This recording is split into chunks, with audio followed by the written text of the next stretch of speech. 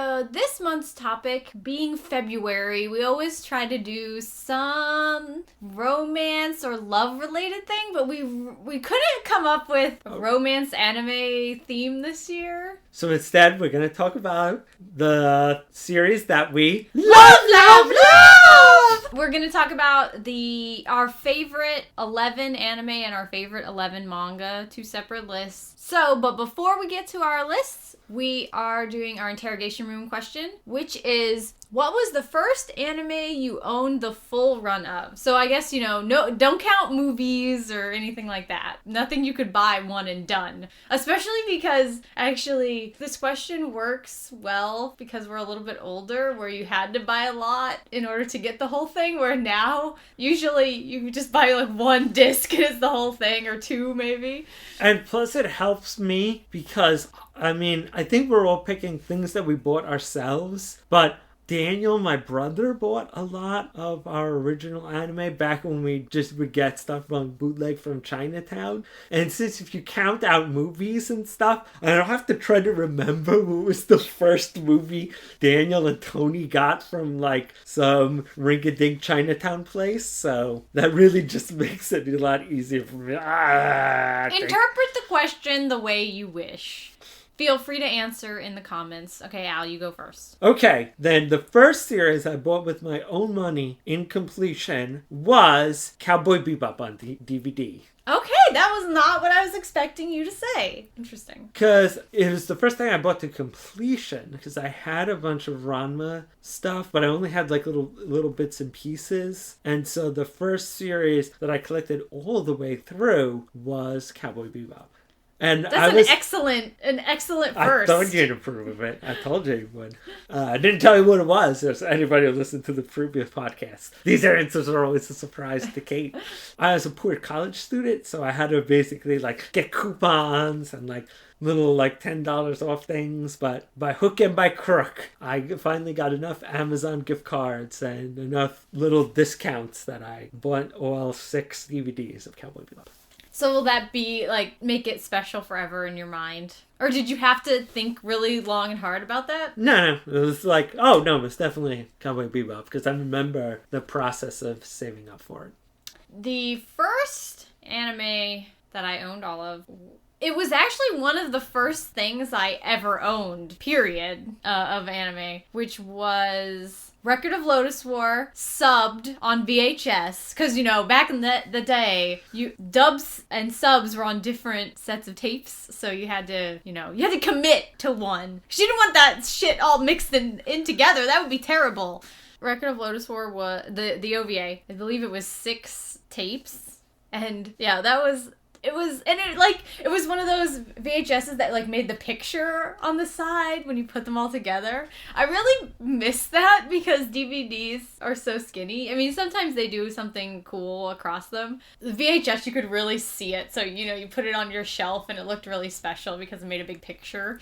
I was about to say, this is neither here nor there, but if you take all the Japanese Hayate volumes, they all form a big picture. Oh, I love when they do that. And everybody, like each book cover has a different character. But some things like the Robot 8, you can see him punching over several volumes. And then sometimes like one character is interacting with a character on the next volume and stuff like that. Nice. Yeah, I like the little touches like that, and I realize packaging is way better than it used to be anyway, but it's so stripped down now that while it's sleek, it doesn't have a real special vibe to it, where a lot of the VHS is like, oh, I have to put this on my shelf so people can see it because it looks special. And it's not the Boom days, so the crazy boxes like that octagonal dot hack sign box. We still never needed that, okay? Or that crazy big eye that they put Giant Robo in. I remember that. Wow, I don't remember that at all. That sounds like a really terrible plan for such a show. I think the problem was it was also like really good on paper more than it was in practice. It looked cool. It's just like, I think it looked cooler than it's stored. I see. But I didn't own it, so I might just be remembering that wrong. So I don't want anybody from like who's like, no, you don't know what a glorious piece of merchandise that was. But that's not exactly a popular show, so to do something really outrageous, it just reminds us of the boom days of anime and the bust of like all that stuff. We're moving on to our favorite 11 anime and 11 manga. Now, I feel as though we must be very specific and qualify this entire list before we even get started. Kate, you're making it seem like whenever we make any kind of list, we get the only thing we ever get are complaints about why our criteria for picking was wrong. Exactly. So we want to make it clear from the beginning. I think the most important thing to me about the list is that these are my favorites. I'm not necessarily saying that they are the greatest anime ever created, ever. Some of them would be on that list too, but it's not like if you went to my anime list and looked at what I gave 10s to, only a couple of those things are on this list because this is my favorite. It's almost like these are the shows that make me happy, or they comfort me, or they feel really familiar, or like I'll probably get into sort of the reasons why each one, kind of made it onto the list. But in general, I just want to reiterate that it's not like this is not the masterpieces list, in my opinion. Mm-hmm. Yeah, definitely. I mean, if you looked at I think the summation of it is the second in my favorite manga list. It is not the, groundbreaking work of staggering genius, but it's something that every time I read it, I'm like, yeah. Exactly. So this is about love. Get it? All right, cool. Love. It's about love. These are all special. And the first part of the podcast is going to be numbers 11 through 4. I tried to go back. Al had already done his like in perfect order, and I was like, I didn't even want to think about what order I had to do these in. So, but I have gone back now and sort of put them in order. But it was like choosing between my children doing so. I once again followed the sage advice of Bruce Lee, and I did not think, I just felt. Oh, excellent. That's probably what I should have done. Although, yeah, you're making that up, by the way, because before we started this podcast, Al's like checking my anime list and overthinking the entire thing. So he's a liar. A total liar. Look, Kate. When I made the list, I just felt. Then, and unlike you being a creature of enormous regret, I looked back over the list. You've just reminded me of something I forgot to put on the list. Well, we pause for a break. You can reorder your list. But as a creature of enormous regret, I always look back at probably my perfected list and go, oh my god, did I leave something off, or is this wrong?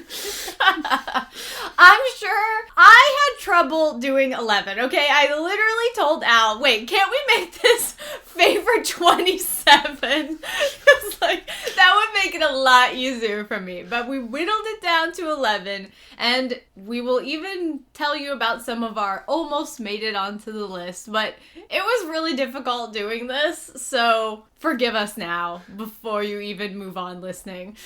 Kate, really? If we were better fans, we'd only have like 5. And we're like, I guess I struggled to come up with 5 whole titles, and here they are.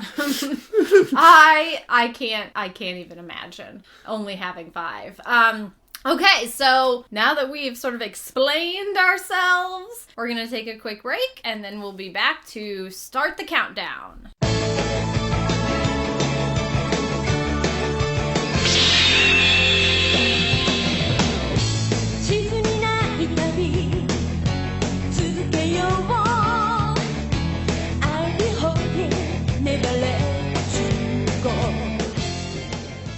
We are going to start our countdown, starting from 11, going towards the top, and we are going to begin with our anime lists. Me and Al will go back and forth, doing every number for each of us back and forth, and then we will do the manga list the same way. So we were trying to figure out the best way to do it, and we wanted to make it as not confusing as possible. So so we're starting with anime, then we'll do manga second. And then after the break, we will come back with our top 3 of each list. But I'm going to start with my anime list, but not the site, my list of anime, as it were, with number 11 from Sunrise, the King of Braves, Gao Gaigar. Yes!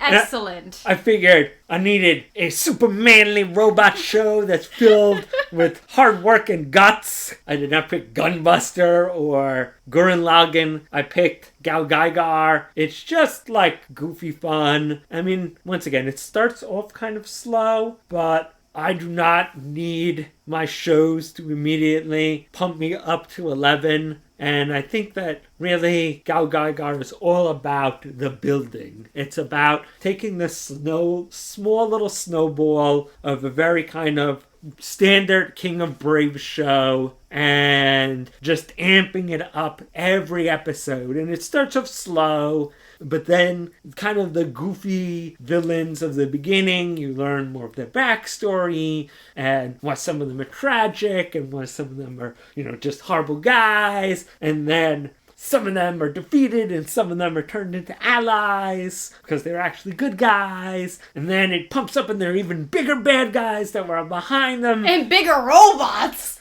And more robots join in and they get crazier attacks and the stakes get higher. And by the end, it's just building and building and building. And then you think it cannot get any crazier when they're throwing around Jupiter as a weapon. And then boom! They have Gao Gaigar Final, makes it even crazier, and it's like, sorry, this solar system can't hold enough awesomeness. We've got to go into space and beyond the solar system to have crazier battles there. And it's just a summation of hot-blooded robot action. It turns it up way past 11, so it's okay if it starts off a little bit quietly. And I think the only reason Kate has not watched it is because she really wanted to watch all the other Brave series, or a lot of the other Brave series. And the problem is that Gao Gaigar is kind of one of those series that kind of sets the bar really high. Well, it's considered the best of the entire franchise, so... Yeah, so a lot of times people would go like, it's an okay King of Brave series, but it isn't Gao Gaigar. Exactly. I'm always afraid of that. And I didn't end up putting my favorite so far Brave series on my list, but I actually, since you started with that, I noticed that we were pretty good about not putting like too many giant robots on the list. It was like a fair and balanced. You guys will hear as we go. But I was actually very proud of us to not have a robot heavy list. So I'm sure that other people just shake their heads. I'm like, I mean, I literally have Gao Gaigar sitting in my house, the DVDs. It's there. I could watch it. And I've seen little things here and there, and of course I've seen the robots. There's a reason I haven't, but like it gets harder and harder. You know what's also smart about Gao Gaigar, now that I think about it? It gets that stretch of, well, I guess these episodes are okay, but let's get back to the awesome right out of the way at the beginning.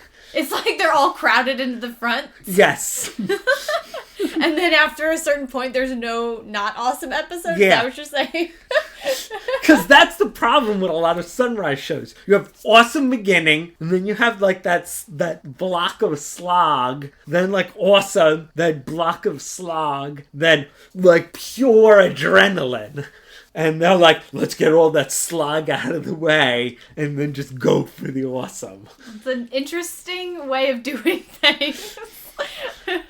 Well, plenty of people agree it is the best of what it is, for sure, so. I will start my list with another giant franchise. It is, by the way, the only magical girl show on my list, which is Heartcatch Precure, and I think I'm actually surprised that I had to put it on the list myself when I was trying to go through and think about what is the best, what is my favorite magical girl show, what show made me the happiest, and it was definitely Heartcatch. we've talked about Heartcatch so much in podcasts, and I think people know that we love it, but kind of in the way that Gao Gai Gar is the best of the Brave series. So far, Heartcatch is the best of the Precure series. And that's still going, so of course there can be more down the line that might surpass it, but it's got the best characters, it's got the best character development, it's got a real consistency, it doesn't have a bunch of boring filler, it really works on its world and understanding its world, and all of the people within it, they appear again and again. It really has, it does a good job of world building, and of course it starts with such a magnificent, really intense, dramatic failure. And our Precure at the beginning, they are not very good. They have to learn a lot. And I really liked that it was a real struggle for all of the characters to get to the end. And everybody had the best stories. Especially, Cure Moonlight has a really fantastic story. The only downside to Heartcatch Precure is that they didn't quite stick the landing, as well as they could have, but it does not matter. I love it. I love everything that happens in it, and I love every character that's there. Always a testament to me to like a whole cast. And plus, Kate, as much as you may the ending was okay, that last final attack. Superb. There's certainly nothing wrong with the fight at the end. It's really more just the story tying up. It almost man, you should have just ended with the last villain, not this generic kind of monster. Yeah. And also, I don't know if it's the first one to do it, because I haven't seen every Precure, but this was one that had Precure existed in the past. So, they have a history, and again, I feel like the series did such a good job of creating lore and a world where everything existed, so. And I think newer Precure series are now borrowing that idea a lot more. Although, it might be one of those things that how Tokusatsu influenced, Sailor Moon so much to make, and have kind of influenced the whole genre since then. I know Kamen Rider has definitely been doing that. I wonder if they, once again, some of the writers saw, hey, we should have a more persistent world and put it in. But I think it does kind of give it a richness of depth. If they took it from Tokusatsu, it was a good idea to do so. And the character interactions are just really lovely in the series. I want to watch it again. That's the problem with this whole list, is we have all this other anime we're watching, but now I kind of just want to watch everything that's on the list. And yeah, once again, the other problem with Gao Gai Gar and Heartcatch is they're so long. And there's even a worse series on both of our lists that's man, oh no. But I know. But as a shorter series, my 10th is Irresponsible Captain Tyler. I thought this was a really good choice, Al. And by Tatsunoko Production. And I think that a lot of times, series that have kind of drama and space action and then comedy, just something in comedy, it is often really easy to do both in their own section, but kind of have a weird mood whiplash. But I feel like Irresponsible Captain Tyler definitely made it on the list because it never felt mood whiplashy. You have Tyler, who's this total buffoon, and the whole mystery of this series is he just the luckiest buffoon, or is he a buffoon that kind of is hiding a genius? Is he an idiot savant? That's the term, right? Idiot savant, yeah. Yeah. And a lot of the series is comedy, and very good comedy with wacky characters the Marines. And it's got a lot of slapstick, the situational humor as not just... The gags are really physical. Mm-hmm. I mean, and once again, you have Yamato, who's I'm by the rules, and the ship full of everybody who's a total rule breaker. You have to have him as the straight man. But the nice thing about that is that he's the straight man, but he's not the main character. Because I feel a lot of times that role goes to the main character, that goes to the lead, but it's a side character, which makes it more fun. And at least he has kind of Yuriko to be yeah, he is kind of a jerk, but, he's right. Every once in a while. And yeah, but it does stuff like with Dom and the Empress is like some good drama, and Tyler plays off him well as like a worthy adversary type of guy. You know, I love Tyler's character because I think you just don't see this character a lot in anime. I think he's really unique. But I was actually, now that we're talking about him, I was wondering if he influenced Luffy at all, because I feel like they have a similar sort of like... Well, I thought... vibe. That Oda has always mentioned that Luffy's main inspiration was Son Goku from Dragon Ball. I mean, he is like Dragon Ball fanboy number one. But do you see what I'm? Do you see my comparison there? Oh no, definitely he is. And the crew, like this, like crazy people crew who shouldn't be able to work together, but eventually they're drawn together by a captain they don't fully believe in, but eventually they learn to believe in. And you don't know if Luffy, like, especially at first, you're like, is Luffy crazy? Or does he really know what he's doing? So... Apparently the book series is somewhat different, but I kind of like some of the changes they made. Once again... Not like we'll ever know, so... But I've researched the series enough to know some of the changes they've made. Like, once again, Harumi, the nurse, she gets, like, killed rather early on in the book. They basically blow her up, and her character is never important ever again. It's a fun series, and it actually has some good science fiction in it as well. And one of the things that Japan really likes is space elves. That couldn't have started here. Must be, it's like long bred in them somehow. Well, everybody likes elves, so they've just transferred it into space. Because even Crest of the Stars has space elves, essentially space elves. Yeah, they're jerks, man. My number 10 is like going in almost the complete opposite direction. We're going from futuristic space to ancient fantasy, which you can find in the story of Sankoku from Studio Madhouse. Especially, I had to put this on the list partially because I really like the romance in this show. But again, it's very world-based because Shure wants to be working in the government. She wants to, have a higher position and really influence her town and her people. But this is a period of time where women just haven't been doing that. That's not their role. And throughout the course of the series, she actually breaks into doing this. And it really has an empowering feeling to the whole show because throughout there are other women taking on roles as business leaders and tradesmen and things like that throughout the show. So it's got this nice, like, kind of women changing their world feel about it, but also has, like, such an epic romance between her and the current king of the kingdom.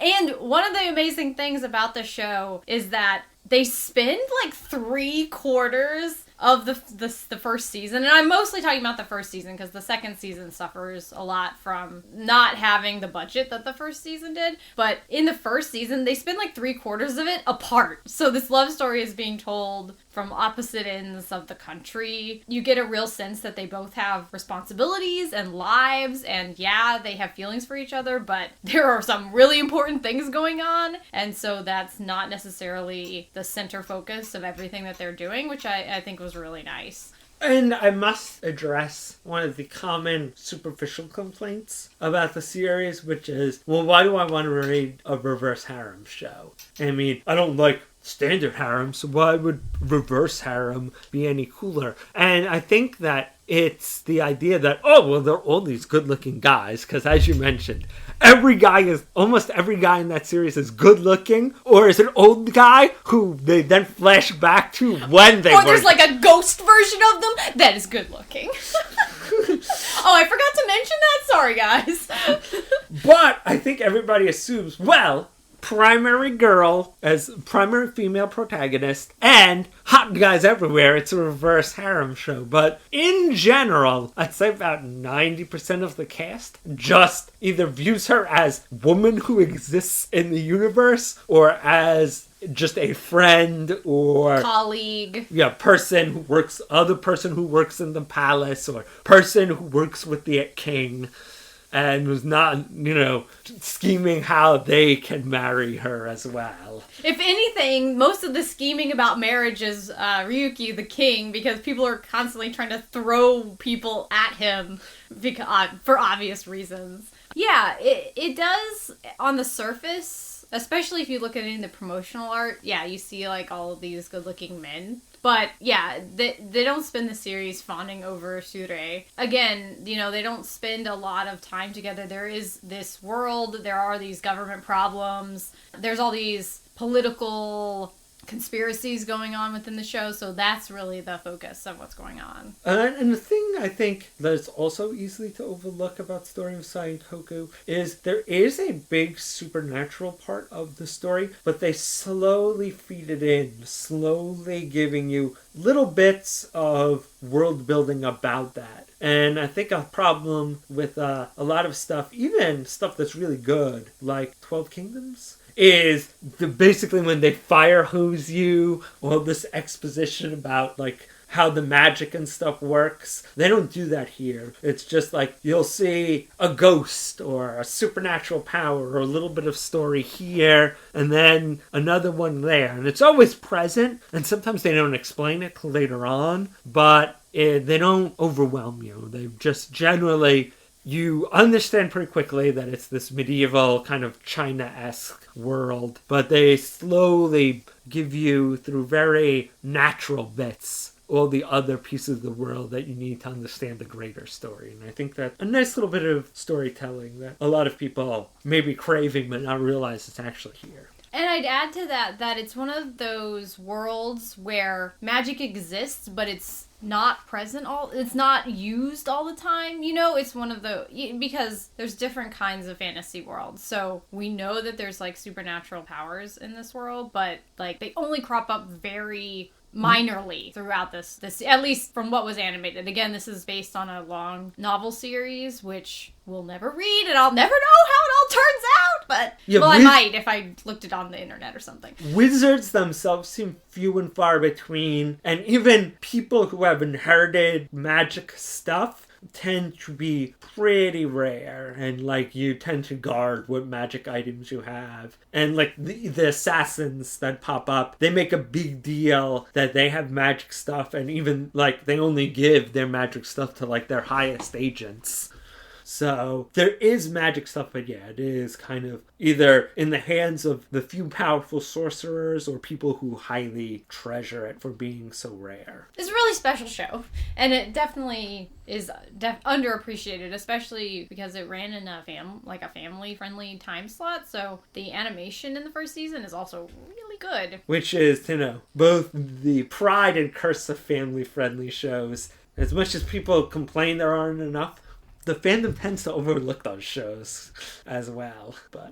And now, from fantastical to the utterly mundane, I will say my number 9 is Mr. Keaton, which is kind of the pinnacle of mundane dad anime. But it's just a great centerpiece of just fun, real-world settings in which you... Fun? That is, like, not the word. I mean, not that it's not. It just sounds like such a funny word to use when talking about Master Keaton. Fun for nerds like me. That's what I should say. People who like, I learned some interesting little trivia fact. I could watch the mental floss videos about here's like 50 trivia facts about the United States. This is for you. Yes. Because Taichi Keaton, once again, is kind of this weird, lovable underdog character who's, this divorced dad who's, he wants to be a well-respected archaeologist, but what winds up being better at being kind of an investigator for Lloyd's of London's insurance and getting involved in all kinds of wackiness, which gets him put on academic probation a lot. But they're just smart. I should say not fun. They're smart stories that take them around the world and usually teach you something about wine or art or history. As Keaton is, he has some martial arts ability and he has some fighting. He used to be in the SAS. But he's not an action hero. He's not Rao or Go-Go 13. If he fights a good fighter one-on-one, he's going to lose. He's got to be smarter than the other guy and use what skill he has in the best way possible. And there are also just a lot of heartwarming stories, as well as, action stories. Stories about his daughter and about family and just helping people out. But I don't know. It's one of those series that's good to give people who think that anime is just, wacky kid stories, and Dragon Ball Z and the standard shonen fare. But this is just something that you might see on like a cable show or something like that. That's just a smart series. I love how, without meaning to, our list keeps swinging back and forth. To just keep it interesting for the audience, somehow we've done it unconsciously. So, going from the most mundane to probably the craziest thing on my list, number 9 is Redline from Madhouse. And what is there to say about Redline? It's a crazy space race, and it's as extreme as it gets, from the character designs to the music to the animation to the colors to the speed. It's a visceral experience every time you watch it. And just, I don't know. I know that there are people that didn't enjoy Redline. I don't know why. I don't understand. But, I can't ever watch that movie and not walk away completely pumped and just kind of in awe of how much energy it has. It wants to win you over with excitement, and it does. Yeah. I feel like it's like Mountain Dew condensed into an anime form. It's just sugar and caffeine and animation is awesome and racing is cool and let's just do this! and Sweet JP, he's got kind of a little bit of space elf ears in him too. But I just, I think he's a really fun lead with that huge pompadour and kind of a fearlessness to him, but also kind of, his name is Sweet JP and he's kind of sweet too.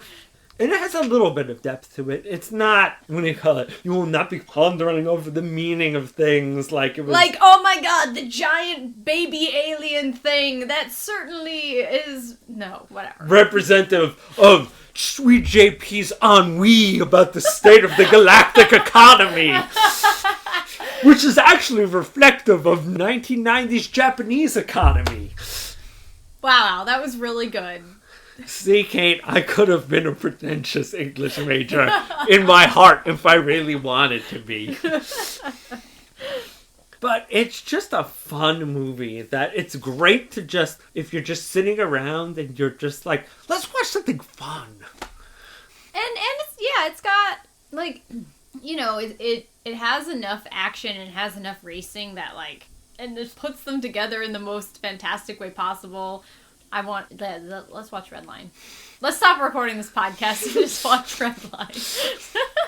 Man, we did really good at just swinging back and forth. Man, because mine is Ghost in the Shell standalone complex. It's no fair that yours is that's way down here, because then what am I going to say about it later? I'll just be brief then. I think that it is the refinement of the Ghost in the Shell formula. Once again, the original manga is just so pedantic and kind of sets up a lot of good ideas, kind of wanders all over the place with them, as is Shiro's way. But I feel like Ghost in the Shell standalone complex can just kind of step back, and also, once again, it's not the total snore fest that is the original movie in innocence. I like the original movie. Oh, I do like the original movie too. Because it was Oshi when he was still in, had to be good at times, as opposed to totally indulgent Oshi. Yes, but standalone complex is just a perfect storm. And it's smart, and it's got a good amount of action, and a varied tone, and we will discuss it more later. But for now, thumbs up about cool cyberpunk.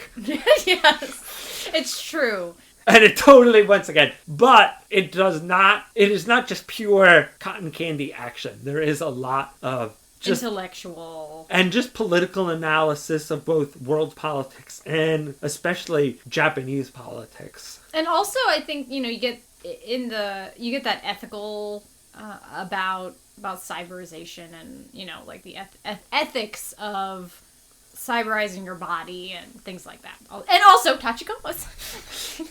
But we'll discuss what is cool about tachikomas next time. Continuing on the science fiction track, I think this is my only giant robot show on my list. And I'm going with a classic, because, as much as I like other iterations, they wouldn't exist without the original Mobile Suit Gundam movies. If I'm going to pick one over anything else. And God, we've talked about Gundam itself so much that it's almost like I don't even want to tell you about it anymore because you're probably sick of hearing about it. But, it's the first time I've really felt the connection between mecha and people and war and kind of giving it that really, it's not just about the robots. It's not just how cool are the robots. It's really a people story. Just the classic Amuro and Char and Sayla and Lala Soon. It's just Zeon and the Federation and Kai. Shut up.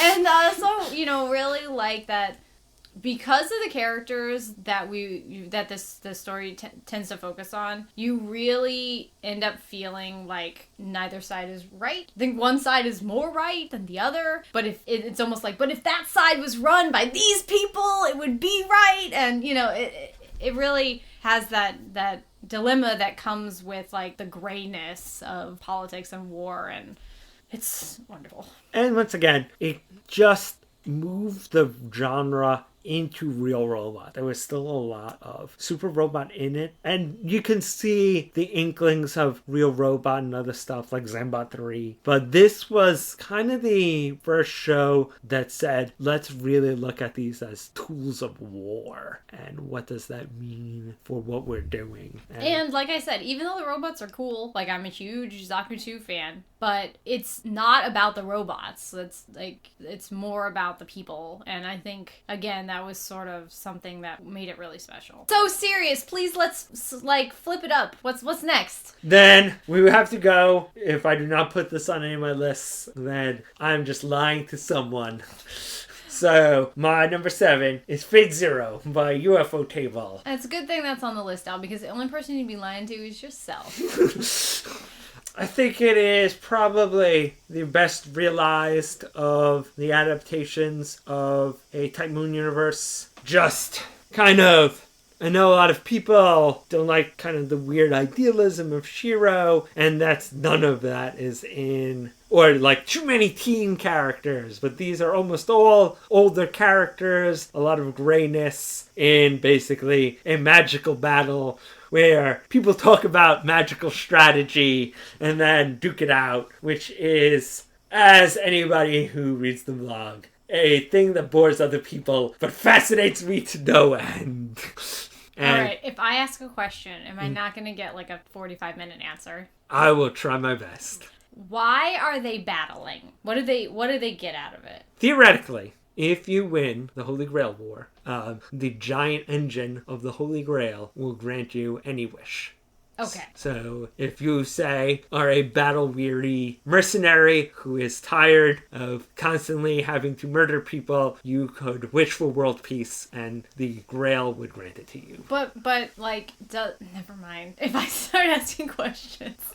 If you, doesn't it just keep happening, the Grail War, or no, there's just the one? Because then backstory when is getting wishes. The backstory is that previous Grail Wars have ended in basically ties with no winning, or nobody has figured out what has happened, or basically the people who won granted their wishes, but they were personal enough that they did not utterly change the world.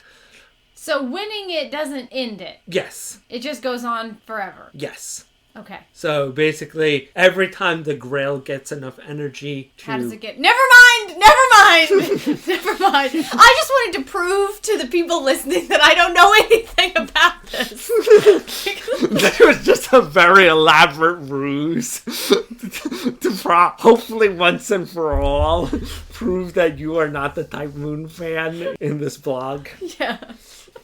But I think it has some great action sequences, some really kind of complex gray characters, and it's just good and gritty urban fantasy. And for some reason, there is some blonde girl that fights in a suit on a motorcycle that some people like. I don't know who these people are, but I've heard that they are pretty fanatically devoted. I heard people like that blonde guy.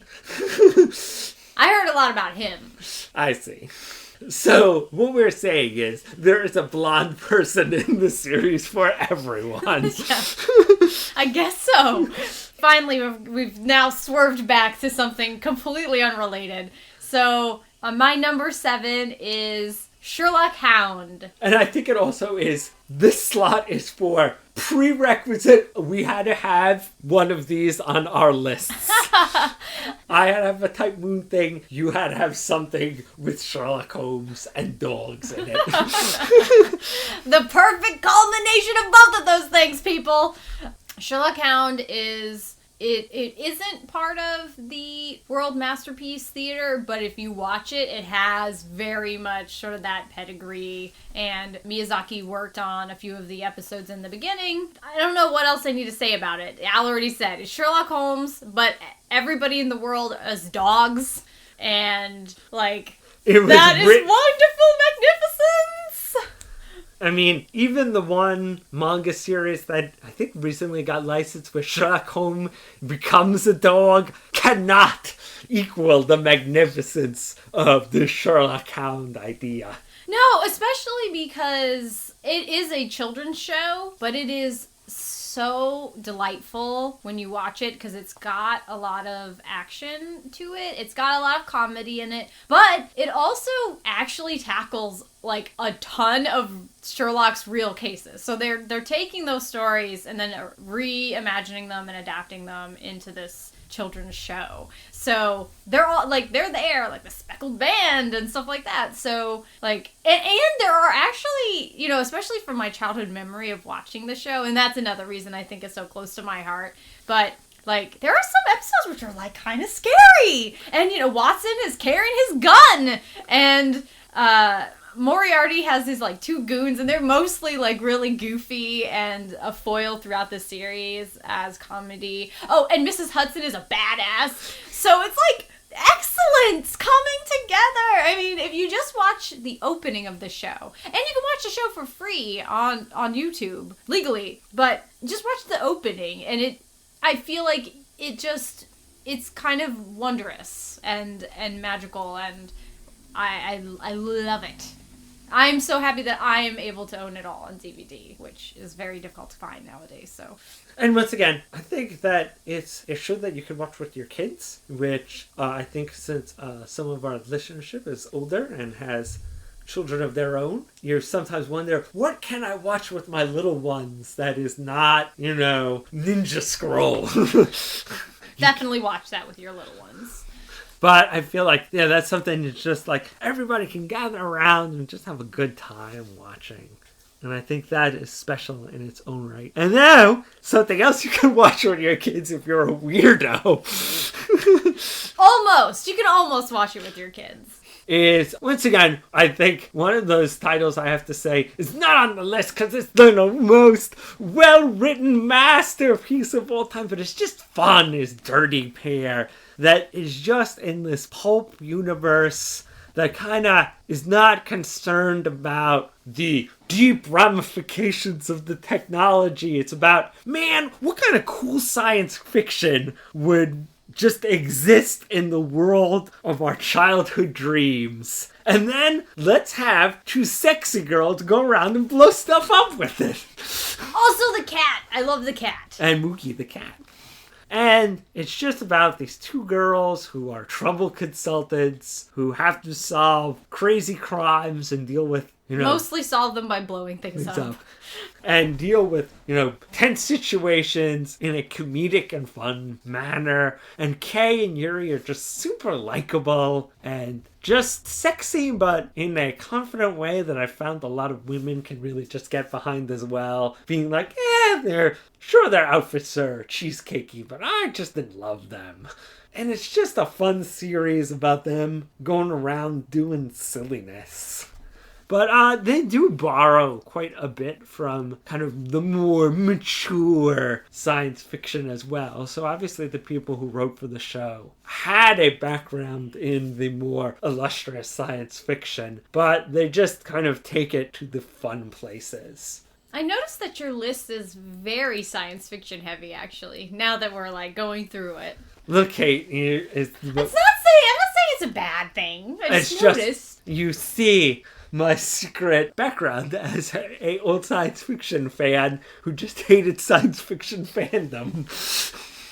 It all comes out now in the wash. All right. Number 6 for me. Dirty Pair, set in the far-flung future. Rose of Versailles, set in the historic past of pre-revolutionary France.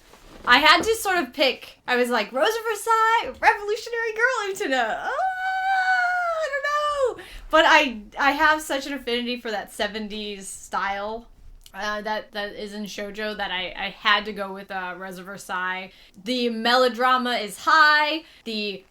Oscar is such an iconic character, always remembered forever. She will, influence everything in shoujo anime.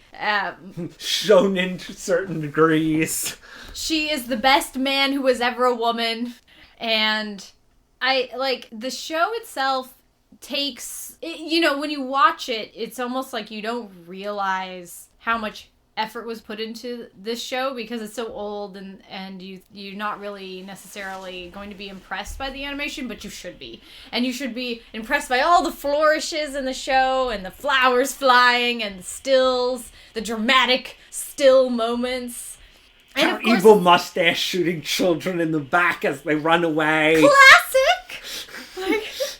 It's a classic. It's essential. It is. I hope, that everybody's picked up their Right Stuff box set because it is something that every collection should have. And also, I happen to really enjoy period pieces, so, Rose of Versailles is one of the best anime that ever did it.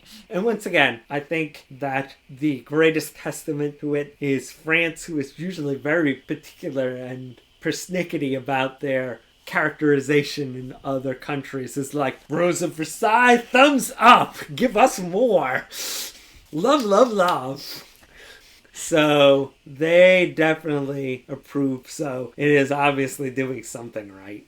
And it has a bunch of historical characters. It's almost like a little history lesson, as long as, you realize some of it is totally farcical.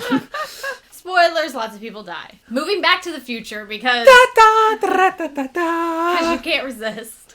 Then I will go to the story about the garbage men in space of Planetus, also by Sunrise. I got a lot of Sunrise on my list as well. If the people from Sunrise want to write me their check, just contact me, reversesteves@gmail.com. We can figure it all out. But I guess I have an affinity for kind of very grittily realistic shows that are still fun, because I feel like a lot of times gritty realism means just somber pieces about how life is tragic and what do you call it? Your dreams, they will die. But I kind of like the series that kind of tackle real world issues but are still willing to go, and you know what? Sometimes dreams do come true and people get what they want. Crazy!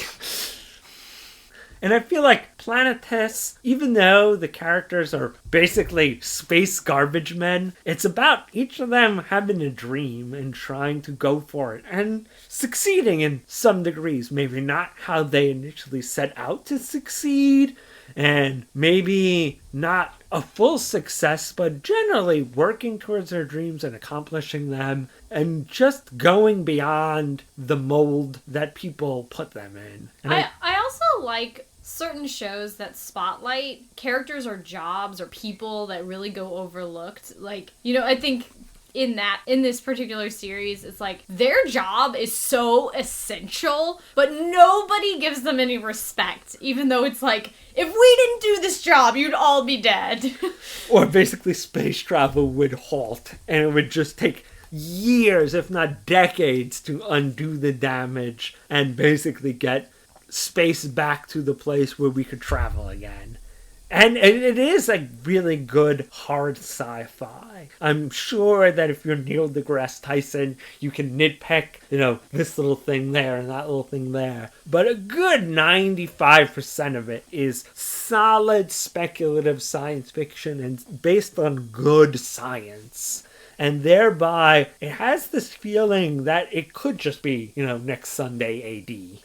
That this could be a world that we live in, and that there would be guys like this who just, you know, have to do this grunt job of making sure that space debris doesn't hit ships and nobody would care about it, and it would be like the first thing on the chopping block when funding cuts come around, and them having to make do with almost nothing. But once again, I feel like the fact that these people go out and still are able to do their job and still even become more than that is probably the best thing you can take away from it, and probably the most heartening part of it.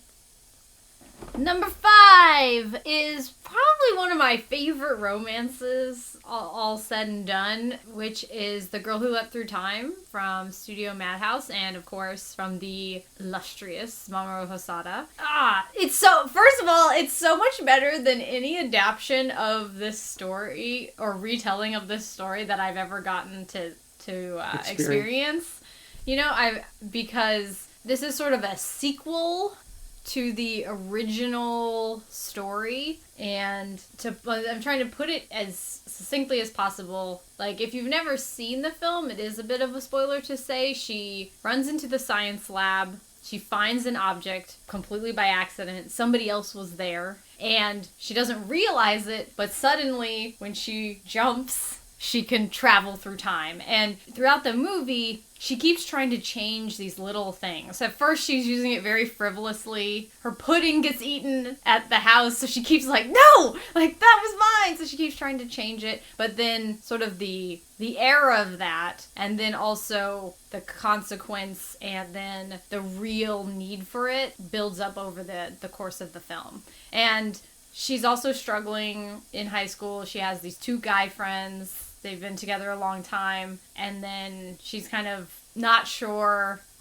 She's starting to feel differently about each of them, and then so you have like a little love triangle aspect to it, and there's all this time traveling insanity and the importance of friendship and the importance of love, and it has such a fabulous freaking ending. So like, yeah, and I think that it has this fun tone in the beginning and this serious tone, and there's a nice gradual curve to the kind of the frivolity giving away to the drama, which is a nice kind of transition that gives it a nice heart and makes you kind of remember the big finale. And it's one of those films that makes me cry every time I watch it. It's so great. It's wonderful. And I say number 4 proves that this is our favorites list and not the bestest list. Because, of course, mine is the award-winning, grandest story ever told, Galaxy Angel, also by Studio Madhouse.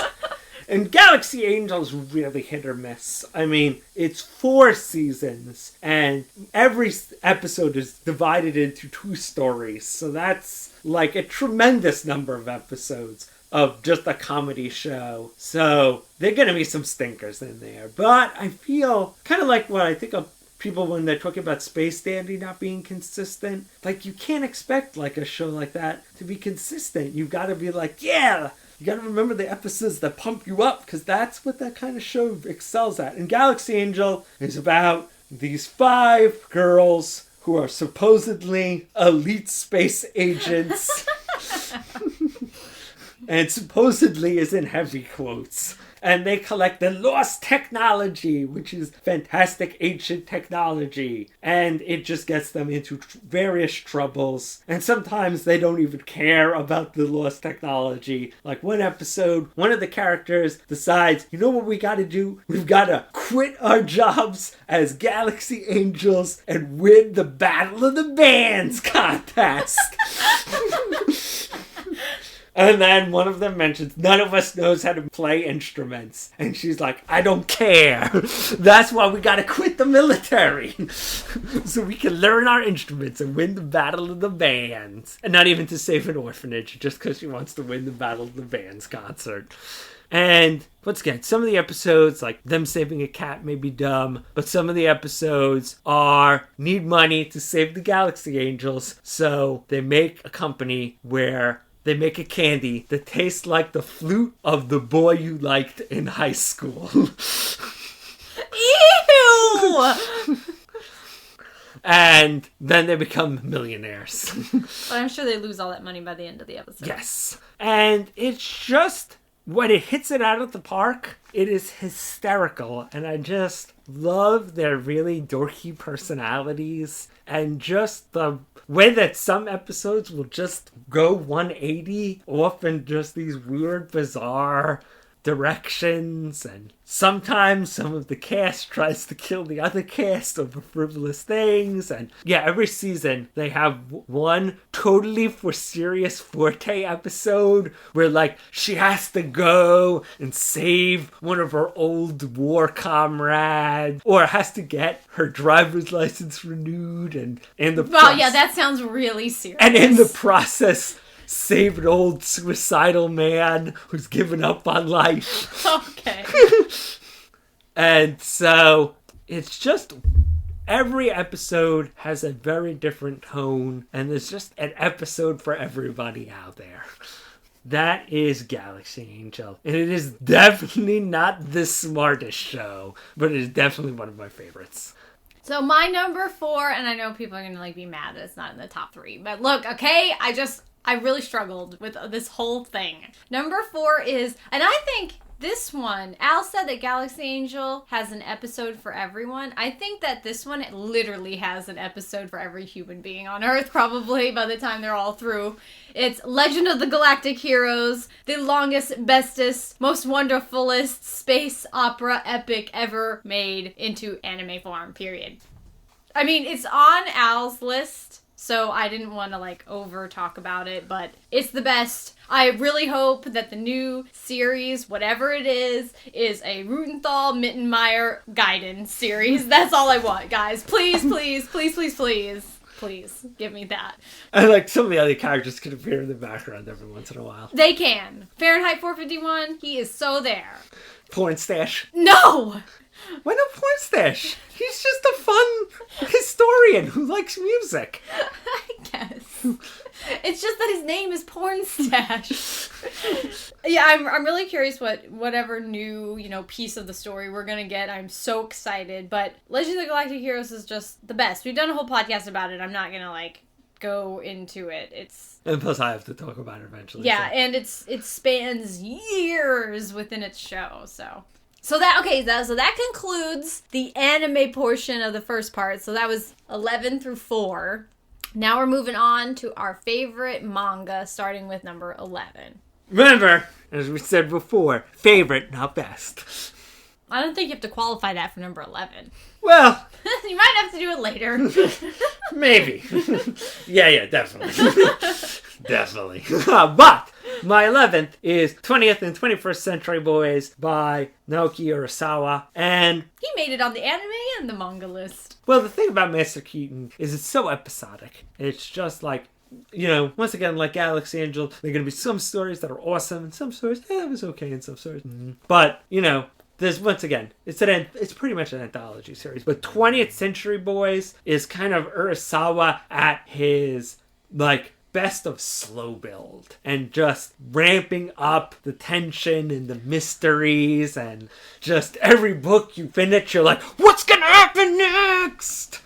Especially after the first couple of volumes where you start to get a sense of dread about it, it really, it's like a train that just gets going. And I think problem why it isn't higher up on the list is the problem is Urasawa and his writing companion Takeshi Nagasaki is they have a hard time sticking their landings. Monster had this problem, and to a degree 21st Century Boys does it as well. They have decent endings, but they don't have like the awesome utter epicness of what comes before them. They never ruin this series, but you're always like, we should kind of have ended that a little bit better. But I mean, it's just such a great ride beforehand that it's like saying that you had an excellent 12-course meal and the dessert was merely okay. It wasn't bad, didn't make you throw up, wasn't like, foul tasting. It just wasn't as splendorific. It wasn't 10 out of 10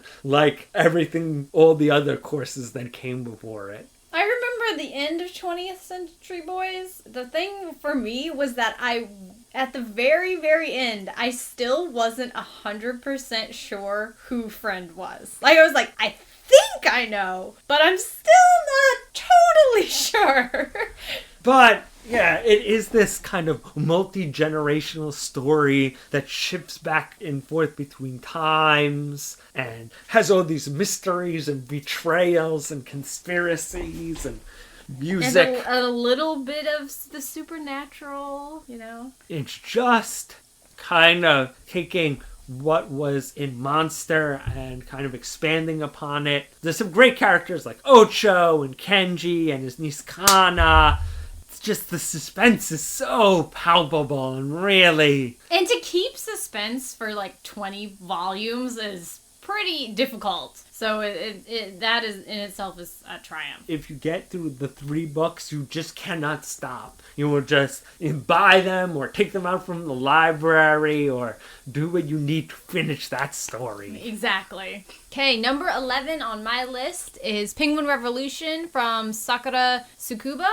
And I've talked about her quite a few times. She's one of my favorite shoujo artists. She has such an ethereal feel to her artwork and a very delicate line. And I think the series that she's better known for is Land of the Blindfolded, but my favorite is Penguin Revolution, which is a little bit more fun and upbeat and more wacky. It's kind of one of those hardworking girls, and her dad sort of sucks, so he, is off on business all the time, but he's always never making it, and so she's on her own a lot, and she ends up getting a lot of odd jobs, and she ends up finding out a secret about one of the guys at her school, and ends up becoming his manager, and he's a model. So she gets kind of involved in this modeling world, but there's also this hint of the supernatural because her ability in the series is to see people's wings, as she calls it, and usually they spring from people's like star quality or like their presence.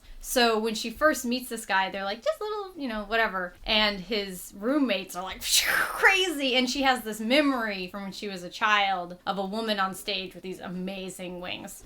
So it's just a silly little series. There's a lot of cross-dressing because, like, the model agency, like, you have to be secret models. You can't, like, let people know that you're really them. So they all, like, have to have, like, these secret identities like they're superheroes. Like, so when they go outside, they have to be different people. And managers are only allowed to be men. So she is cross-dressing in the series to be his manager. And his secret identity is like the student council president lady. So there's a lot of really silliness to the series, but it's really fun and sweet. And of course there's romance. Glad you're going to something not serious business after my 11th pick is so frivolous. Don't worry, Kate. I helped you out because my 10th is Gunsmith Cats for Kenichi Sanada, which, although it sometimes deals with drug dealing and the mafia, it is mostly very silly. But once again, a fun series about 2 bounty hunters in Chicago who have to take on criminals and the police. Because their, gun shop is not the super legalist. But, I don't know, it's just well-researched. You can tell that Kenichi Sanada has 3 great loves in life, and they are guns, cars, and hot girls. And he is really good at drawing all 3 of them in detail. And so, you know that if there is a gun in that manga, it is going to be as realistic as possible and drawn in almost pornographic detail. If there is a car in that series, it has the equal amount of care in it. And if there is a girl, she is going to be drawn super sexy. The car chases in Gunsmith Cast are really fantastic. Like, that's one of the most fun parts of it. And, of course, Bean Bandit. Oh, yeah. Whoa. And He's the man. I'm sure that Kate regrets that he was never able to write his Bean Bandit manga like he originally wanted to. I am. I hope everyone has seen the Bean Bandit OVA. It's ridiculous. And yeah, it's just a fun world, and it is kind of, every once in a while, Kenichi Sanada creepy, but I'm willing to overlook that. It's true. But I feel like I should warn the audience that, yeah, every once in a while, you can tell that Kenichi Sanada lets his freak flag run wild. And haven't some of the manga volumes had, like, explicit stickers on them, where it was, like, covering things up until you, like, bought it? Well, they were mostly panty shots, but yeah. You're right, Al. That's nothing.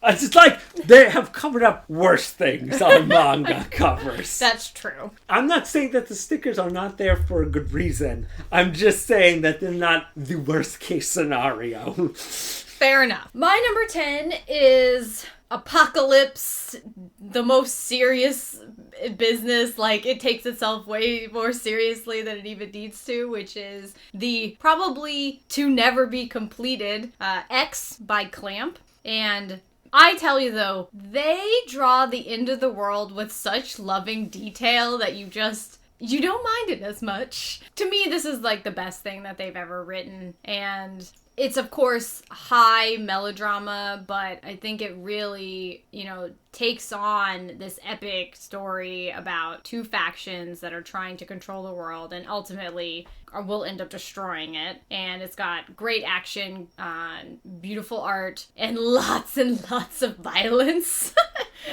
I like that in my manga. I also feel like it was one of the series back in the day when anime fandom was more naive, that people were like, what? This is a series for girls?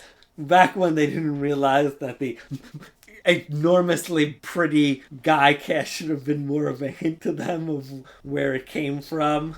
But it's just so much action and excitement and betrayal and blood and gore. And I think it bridges the gap really well. So, it's one of those series that I kind of use sometimes when people are like, shoujo, that's just, romances. And it's like, oh, here, watch everyone die. Like, all of your favorite characters. Watch them be murdered in horrible, horrible ways. Going from, bloody violence to, fun violence. I was about to say, this one it lovingly draws its violence as well. Great Teacher Onizuka by Toru Fujisawa, which is a sequel to Shonen Gumi, which is where the Onizuka character originally comes from, but I feel like it's kind of the perfection of the Shonen Gumi formula, kind of taking his work there and kind of giving us the series that's more well known about this delinquent who decides to become a teacher, and nobody believes him except for the principal of the school, but he can turn these kids around with his unusual methods. It's almost like, I feel like it's like this really perverse version of To Sir with Love. It's like this complete flip-flop. And it's just great cast of characters. Onizuka is just such an iconic character. And I feel like, as much as this might turn off some people, I feel like the anime series kind of squeaky cleans up, as ridiculous as that may seem, from the manga, which kind of has a little more of the perverse kind of original Shonen Gumi, just over the topness and just willingness to go there. And gross humor, too. But I mean, just when Onizuka makes those, really weird faces or gets, put in some kind of really bizarro personalities by one of his more troublesome students. I feel like you've got to take it to that crazy place to fully be the greatest Onizuka. I put it over the anime. Plus, we get more of the blonde girl, who I always liked a lot. And it's just a really heartfelt series, despite all that perversion and silliness. And it gets you here. Both manly, awesome, and both manly tears. And how does the new series tie into? 14 Days in Shonen kind of takes place right after the climax of the series and before the end of the series. It's like he basically spends some time recuperating after the climax of the series, and it's like, hey, remember how he usually just escaped from the hospitals and did something wacky? Well, that's what he did here too, and here's his wacky 14-day adventure. And so it's kind of just like a little guidance story set before the end of the manga that just has him go off and do some cool fun stuff, and actually ties up some plot threads from Shonen Gumi that kind of went unresolved. So a few characters who were kind of in limbo, you're like, hey, shouldn't they've gotten some resolution? They get resolution in that manga, and it's just a nice return to Onizuka doing what he does best, which is showing kids tough love in his way and them giving him their own form of love in return. Speaking of manly tears, number 9 on my list is Fist of the North Star. 2 apocalyptic shows, right? Oh, yeah! Well, one is about the apocalypse, and this one is post-apocalypse. Maybe X is actually prequel to Fist of the North Star. And all that radiation turned all those pretty guys into Fist of the North Star. But Kate Ray is so handsome! He looks like a girl! Yeah, in Fist of the North Star land. Thank you, Buron-san and Tetsuo Hara. Like, if you've ever seen Fist of the North Star, I don't think I really need to describe the art to you, but it is like, it's so awful that it's good again. Like you know, this like tiny heads and very muscly and almost overly detailed in the wrong ways. Like kind of that quintessential shonen series that, and I always, you know, I talk about Rao all the time because like he is my favorite. He is the best part of the series to me. But, you know, he's not the main character, so I've been told.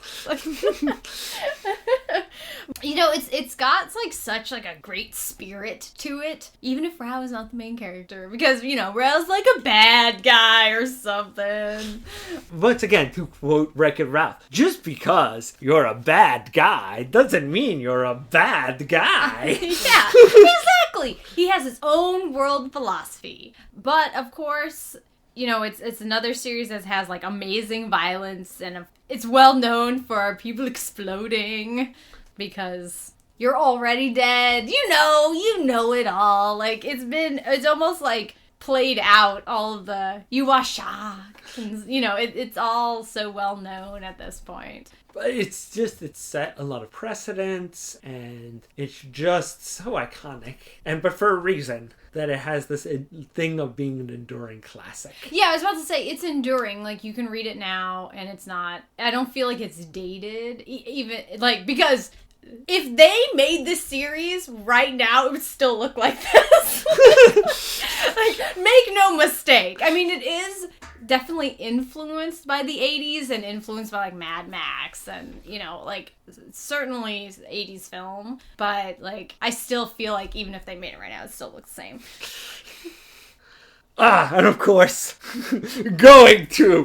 This is like the same thing. The natural follow-up, when you think muscly men in the post-apocalypse, the only follow-up would be a Victorian romance, Emma, by Kaoru Mori.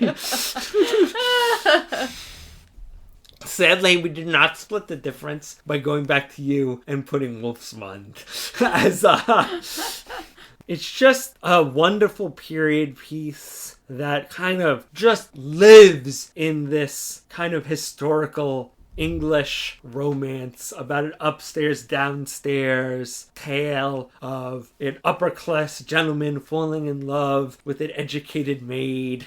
I wish that guy was smarter, man. I really do. I feel like he's like a little puppy. You want to root for him, but, he's still a puppy. Maybe I just really like Emma Kane. I mean, I really liked the anime that I watched, so I'm just saying that guy, I really wish he was smarter.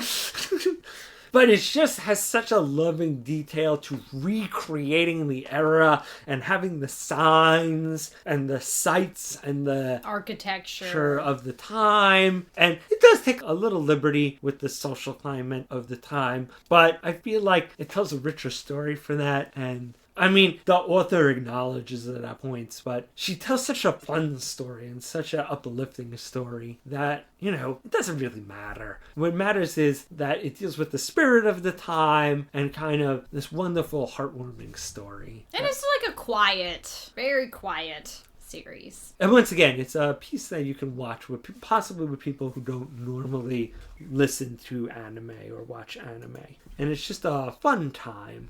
And I always just have like a little smile on my face after I read a good chapter. And she goes out of her way after the main story is done to have these little extra books to kind of fill in what happened to other characters and tell their tales. Because I feel like a lot of her side characters were really rich and she didn't want to just be like, well, this main love story. But what happened to all the other wonderful characters that, and you get to see a little bit more of their stories. So other characters who I know are destined to lose. We get to see how they are rewarded for being good people.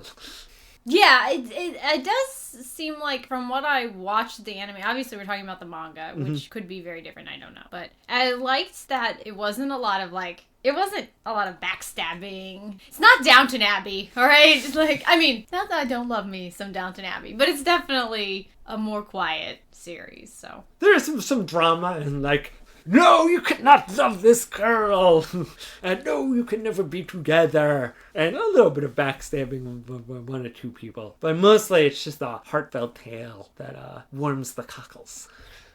Okay, so going on, and this is a historical bit also, is 8 is House of Five Leaves by Natsume Ono.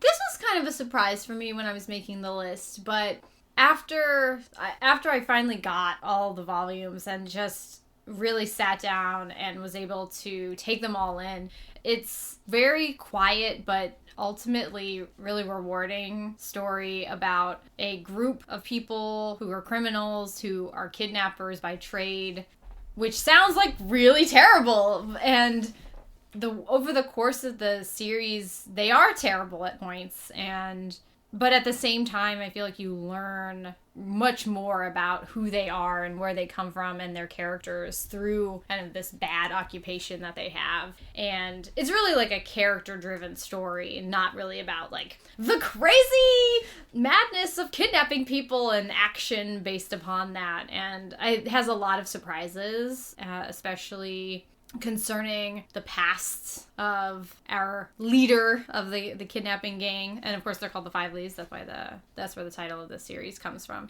And Natsume Ono's artwork is so unique. In manga, you just don't see anybody really in such a similar fashion. She almost has like a very thick brush stroke, almost like calligraphy, and also very woodblock print feel to her work. It's excellent. I feel it's also really dense, but in a good way. I feel there's a lot of conversation, but the chapters and the anime, and from what I've read of the manga, kind of just sits with you. But kind of not when you're overstuffed at a meal, but kind of when you're that was a hearty meal. And kind of you read a chapter and it kind of stays with you. And I think that's a benefit of the series, that it just kind of has a weight to it when you read it. But I feel as though she's able to convey that not with a lot of exposition. I think she's really good at creating an atmosphere and a feeling to a scene, and also people's reaction, even if it's a quiet reaction or turning their head. She just gets so much across on the page every time, because it's not a really word heavy series at all. So But I don't feel like it's a series that you could just speed read through, but you wouldn't want to. You'd like read a book and then like just kind of sit down and process that, but in a good way. So, if we talk about historical and kind of contemplative, then we have historical and filled with manly action with Vinland Saga by Makoto Yukimura, which was a series that took a while to get licensed, but it's finally over here in big hardcover books. And it's about a series of time that we don't really get examined a lot in manga, which is the era of Vikings. And I feel like after you read Vinland Saga, you're like, why are people not writing more about Vikings? And it's just really kind of action-packed, especially at the beginning, has like a tale of revenge and, drama. And it really kind of starts out always being at 11 with these over-the-top battles and big set pieces. And as it goes on, it becomes a lot more contemplative. And that is so hard to imagine. But it still makes sure to keep some of that energy. It slows it down. It's like, all right, we've had this big first arc, which is about kind of showing you that, what's the old saying, that when you go after revenge, you basically make two graves. And then everything after that is kind of the consequences of people living with kind of the initial joy of their revenge and then getting what they want and then realizing that it wasn't what they wanted because of the ways they got it, and them kind of living out with that while still having to deal with this kind of war-soaked era that they live in. And once again, another really well-researched series that takes liberties with its settings, but for great effect and great action. And kind of has iconic characters that almost feel like they're from like a fable or well, some of them are. Well, yeah, I mean, and we have actual historical characters like Leif Erikson actually, taking place in the manga. But yeah, it has that almost the seinen version of Ruse of Versailles in that respect. Okay, now we must swing wildly into my romance direction, which is Lovely Complex. There are no Vikings in Lovely Complex? Not that I know of. Maybe in a sequel. It's by Aya Nakahara, and the best part about Lovely Complex to me, and probably why it's one of the main romances that has made it onto my list, is because, where it's primarily a romance, is because the relationship between Otani and Risa feels so authentic in a way that you almost never see.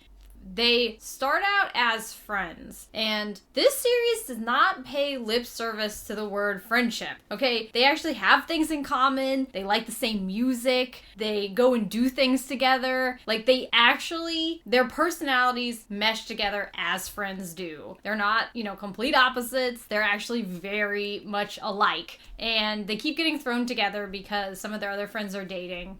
And at first, they kind of hatch this plot of like, okay, well, we're going to help each other, like, get the people that we like. And of course, it goes pretty awry. But in the process of that, they kind of discover this friendship between them because normally they're kind of at opposite ends because she is the tallest girl in class and he is the shortest guy in class. And they kind of call them like a comedy duo whenever they're together.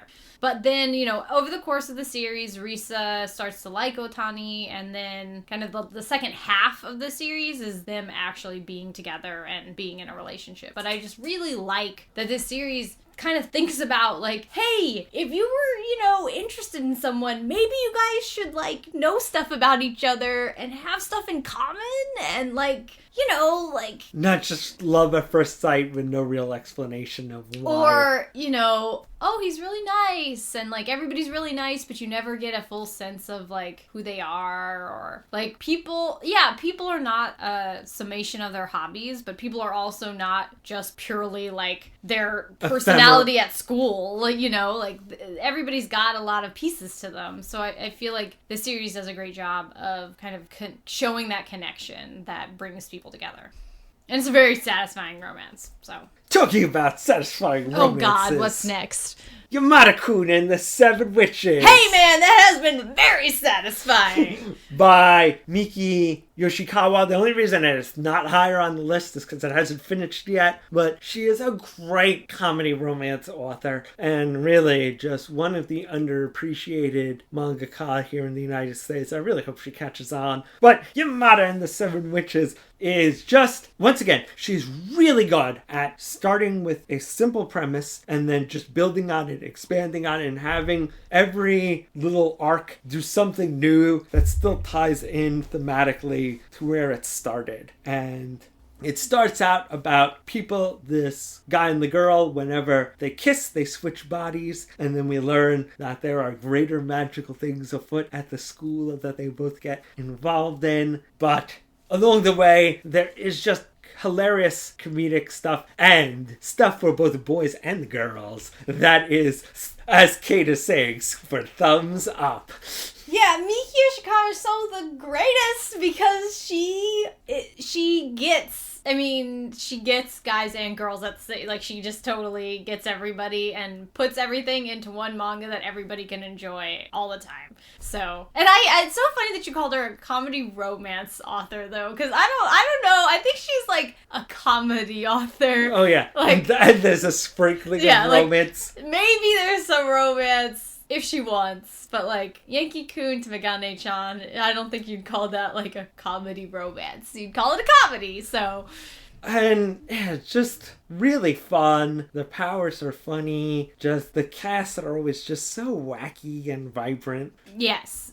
You always get like the strong personalities and strong reactions. And what I really like about Yamada-kun over Yankee-kun is that they have actually made a couple halfway, or at least halfway through the manga, and are really kind of dealing with that and exploring that. Which I feel a lot of times, once again, my problem with some romance series is, not that I have a problem with it in individual cases, but in general, it's like, they get together, the end. And there's not enough seeing them interact as a couple, like once again, what you said about Lovely Complex. Part of the fun is then seeing them after you've seen them built up and why they would be attracted to each other and why they would form a couple. What do they do as a couple and how does that work? And I feel like Yamada-kun is exploring that, and really well, and in a fun, heartwarming manner. I think we just like Yamada-kun better because we ship. Our ship has come in. We'll see if the other ones come in. I don't know. But it's just a fun series, and everybody should be reading that on Crunchyroll manga every week. Alright, I think... Well, no, because since I have Fist of the North Star, I was like kind of surprised that I have multiple shonen fighting ended up on the list. Making this list surprised me as just as much as possibly it surprises the audience. Number 6 is Kakaishi by Yellow Tanabe. And this is, again, a series that we've praised up and down, left and right, as often as we can, because it goes underappreciated. But it is finished now in English. You can get it all 35 wonderful volumes. And it's another series we did a whole podcast about.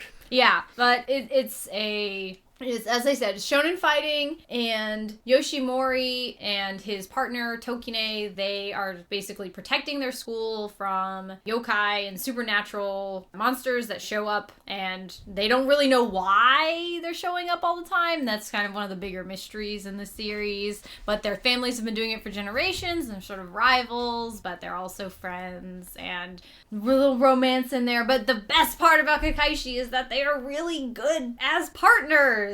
And they work together. And also Yoshimori's power is not like aggressive. They make boxes that capture the monsters and then destroy them. So there's, he tries to use it in an aggressive way, but the power itself is not really aggressive. It's more defensive. They're building barriers. So it has like some unique aspects to it. And I think that the personalities of the characters really shine in the series, and it doesn't lose focus on Tokine. A little bit closer to the end, she takes off kind of on her own path that we don't see for a while. But overall, I think it really tries to like build her up at the same time as it's building Yoshimori up, even though they're going in like completely opposite directions. I feel it has a different feel than a lot of other shonen fighting, which I think might have been one of the reasons I never really caught on over here. But I feel like if you're like, I really want to try shonen fighting, but I want something that's different from the norm, it's definitely a good thing to try. Also, it's one of those few modern shonen fighting series that the cast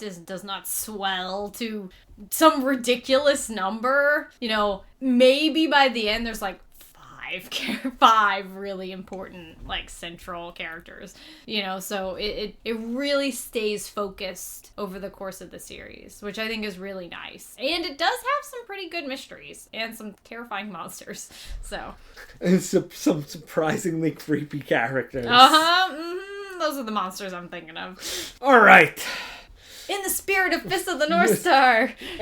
And in shonen action, you want shonen action. There are plenty of places to go. But if you want the craziest shonen action series of all time, even crazier than Fist of the North Star, it's true, then there is only one place to go, and that is JoJo's Bizarre Adventure by Hirohiko Araki, because it is just the only place where people will participate in a horse race across America to secretly gather the body parts of Jesus against the evil president of the United States and his dimension-altering powers.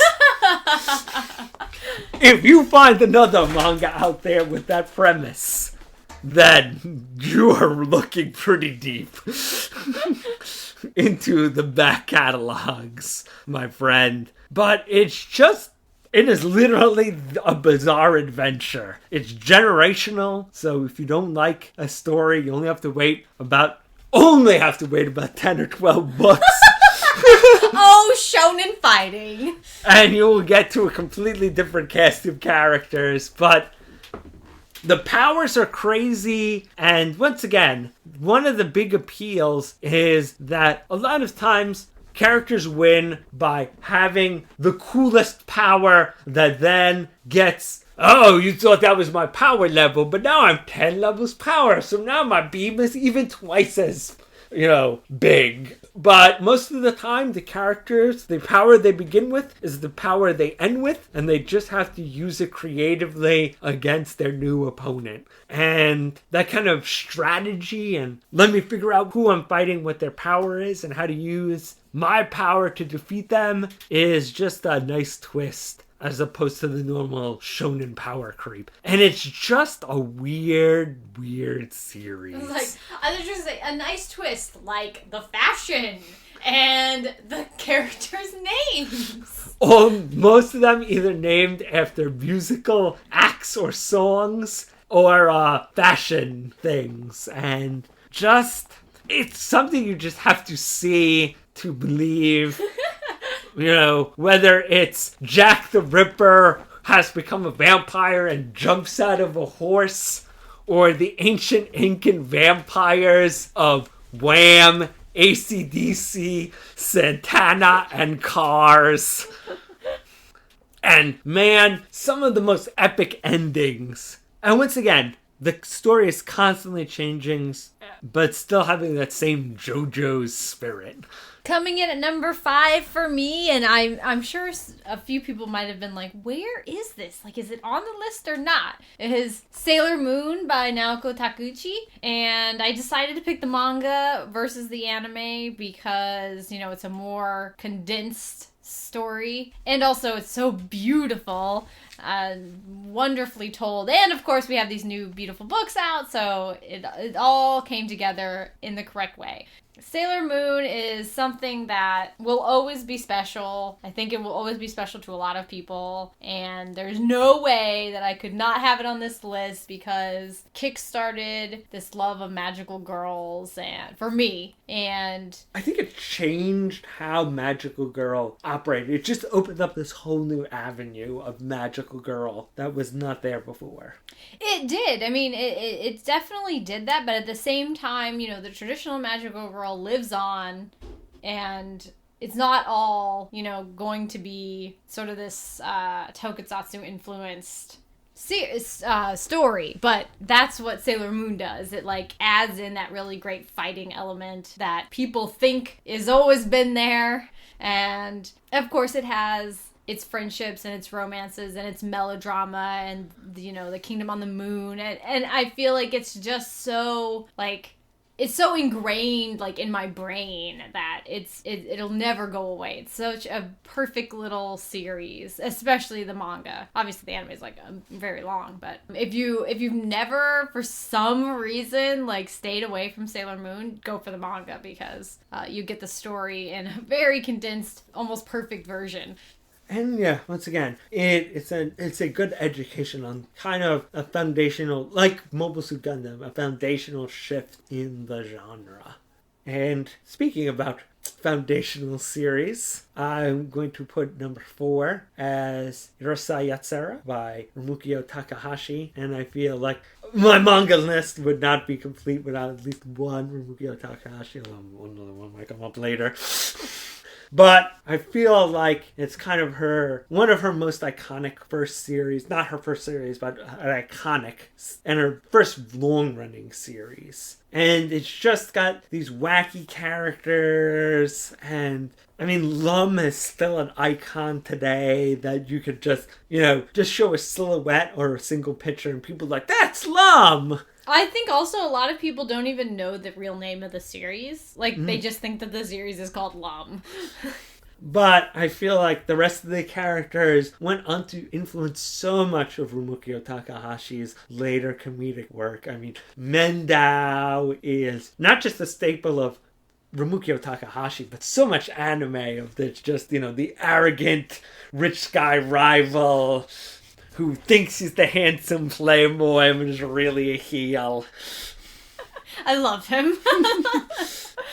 And one of my favorites, Shinobu, kind of the angry, destined to lose childhood friend character. I feel like they don't have enough angry, like, childhood friend characters that are like, that aren't actually, you know, like she's been scorned, basically. Mm-hmm. Like, it's not like, you know, she's secretly in love. Like, they had a relationship. She's like, you suck. Like, there needs to be more of that. Because they're always usually such gracious losers. Like, yeah. Oh, yes, if you're happy. That makes me happy, too. No, she's like, I'm going to throw shit at you. You son of a bitch. You liar. Well, also, I feel like there aren't a lot of main leads like Ataru, who is a real jerk. Like, a real, just, like, he's not even, he's not a jerk that everybody's in love with, which happens sometimes. You're like, why is everyone in love with this guy? In Lum, it's like, why is Lum in love with that guy? Because we all hate him. But I think Lum is just the series where everybody is kind of a jerk that you love. Except Ataru. And once again, as I always say, Ryunosuke is probably the only character who's basically generally a good person. And you're like, man, life just likes to dump on you, Ryunosuke. What you gonna do?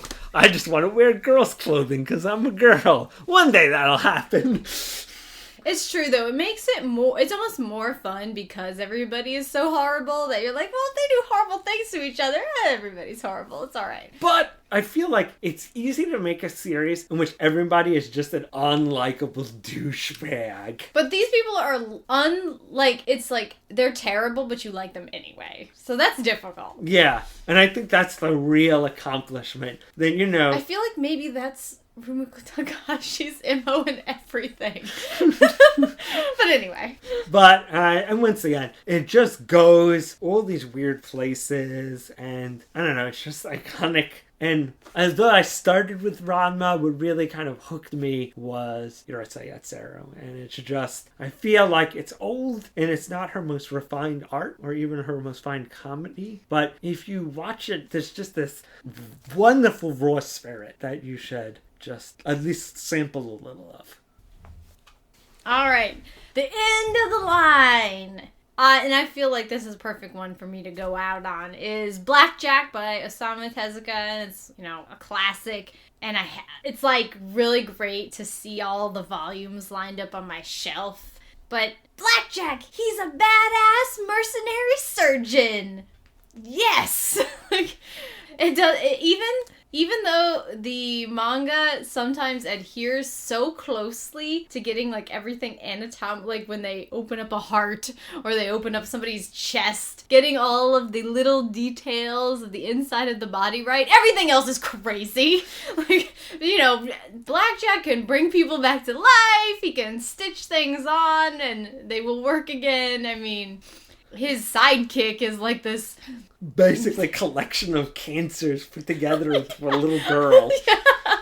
But Blackjack is just the best surgeon in the world. People come after him. And I love that he, always acts like he's such a jerk, but really he has a heart. Because he's always, charging exorbitant prices, but then oftentimes he'll, forget or, leave without his fee. And it's essentially I don't want to deal with jerks tax. And so, if anybody really honestly has something, he'll be like, all right, I'm going to charge you $1 bajillion.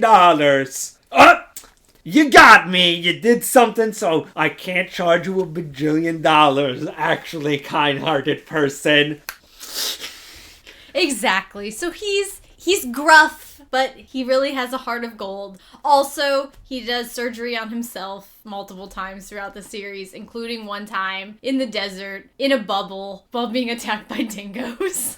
But I think it's also important to note that as crazy as it is, unlike Parker Lewis, Blackjack can lose. Sometimes, for a story to be more powerful or to tell a tale, Blackjack will lose a patient. There are people just he cannot save, and sometimes circumstances conspire against him. If, this person hadn't been a total D-bag, then he could have saved his patient, but since they were too greedy or too self-involved or had so much pride, they prevented Blackjack from saving him, and he can't. And sometimes it's just beyond his control. Sometimes people just die. And to me, it's my favorite Tezuka, I think, and it's quintessential. And each story, it's one of those series where every story can be variable. There's really great ones, and there's some you're like, whatever. So it has a very episodic feel, even though characters will reappear, so you can keep your eye out. And I think a lot of people would argue Astro Boy is his most iconic character, but I don't think that Blackjack can be ignored as just one of those characters that is pretty much forever ingrained in the legacy of manga. Okay, so that clears up our favorite anime 11-4. And same thing for manga. Exactly. So we are going to end this segment with our food for thought before taking a break. And this is the first time I'm going to split it. I'm going to ask the audience, everybody who would comment or give us feedback on Twitter, I want to know, what is your top 3 favorite anime and manga? Not the best that you've ever read, your top 3 favorite anime and manga. And our question to ourselves, since we're obviously going to answer that in the next section, is we're going to have our almost made it titles that, we thought were really great and just missed out being on the list for one reason or another. If only we had done the top 17 or something. So we will take a musical break and then we'll be back.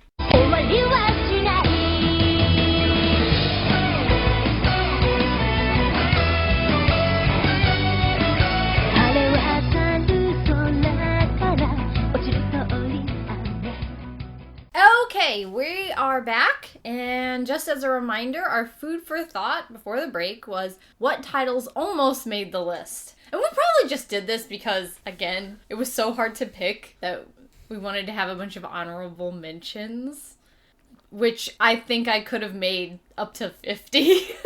Even this, when I was like, oh man, okay, what's almost on the list? Even that was difficult to choose from. But I think an obvious one for me, which maybe people are surprised isn't on the list, is Detective Conan. Of course, I love Conan. He's great. But I felt like, for me, Sherlock Hound I was kind of choosing between those two, and Sherlock Hound won out.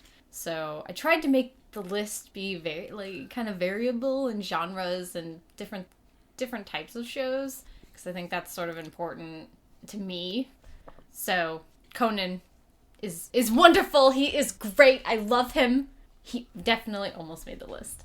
I didn't put on Yankee-kun to Megane-chan just because I already had one series by the same lady. So I was just like, which one do I like a little more? And since I haven't finished either of them, because they're still working on Yankee-kun, I just went with Yamada and the Seven Witches. Plus, it's the one you can get officially, so... And it sounded like when you talked about Yamada that you do like it better than Yankee-kun. Yeah. So... Yeah. Just everything waited. I mean, and once again, anybody who reads Yankee-kun to Megane-chan is not going to have a bad time. They're going to have a great time. It's not, definitely... It could have easily gone on a spot, maybe 1 or 2 lower, but I just figured, we already have one representing her. We don't need 2.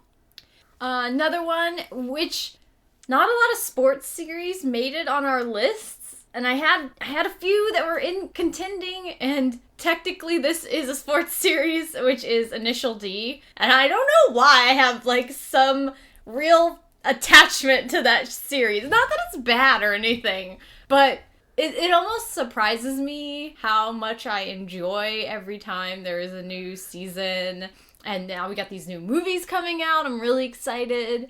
It just doesn't seem like me every time I think about Initial D, but I love it. I did not put on, once again, Kara no Kyokai, because I figured I already have one Type Moon thing. We don't need this. This isn't the top 11 Type Moon list. Yes. So, but those are good movies. I just figured I'd go for Fate Zero. Plus, maybe has some blonde girl in it. Yeah. And this one, I don't know, thinking about it now, I feel like this should have made the list and I should have swapped it out because it combines, like, so many great things, which is sort of detectives plus robots plus Batman, which is, of course, the big O. And it's got such a fabulous style, great music. And so I just, thinking about it now, I don't understand why it wasn't on the list. 11 should really be like 12. It would really help me out. I did not put on Bimbo Gamiga.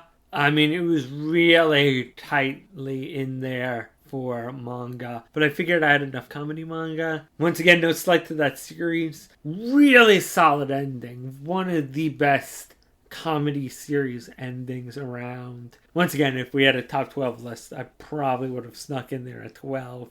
And once again, if you read that series, you're not going to have a bad time. It's just super fun and super enjoyable. It ends how all series should end, with romances by unleashing God boyfriend.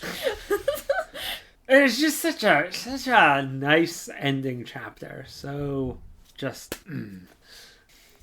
On the manga side, I almost put Death Note, I think for obvious reasons. Of course, L is just such a fabulous detective, such a great character. But I think that's almost why it didn't make the list, because L is the best part of the series, and I remember it really fondly because of him. And I enjoyed it, but, like, he wasn't supposed to be, like, the focus of the series, so that's why it got booted off.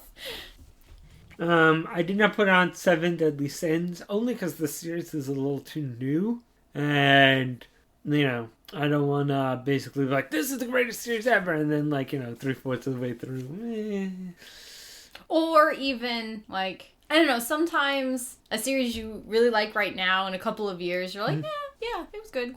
Yeah, and I feel like it's still setting itself up a bit, so there's still, several main characters who haven't been introduced, so I'm waiting for that. I think, not that it's on this list of things, but I feel like Claymore the same way. I kind of want to see how that wraps up before I put that one on anything. I feel like that one really I'd like to see the ending before.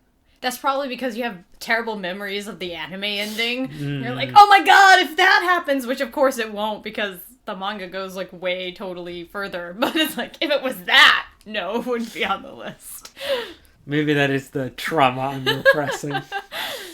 Nana by Aizawa. I'm a huge Aizawa fan. You'll see in my top 3 that she makes it on the list for sure. That's kind of why I had to pick. I was like, well, she's already on the list. She's even in the top 3. I'm not going to pick another title by her. And unfortunately, Nana is sort of stalled out, and just because Aizawa's had some health issues and things like that. So not totally sure if we're ever going to get an ending. Not that that stops me, because X was obviously on the list, and that's never going to get an ending either.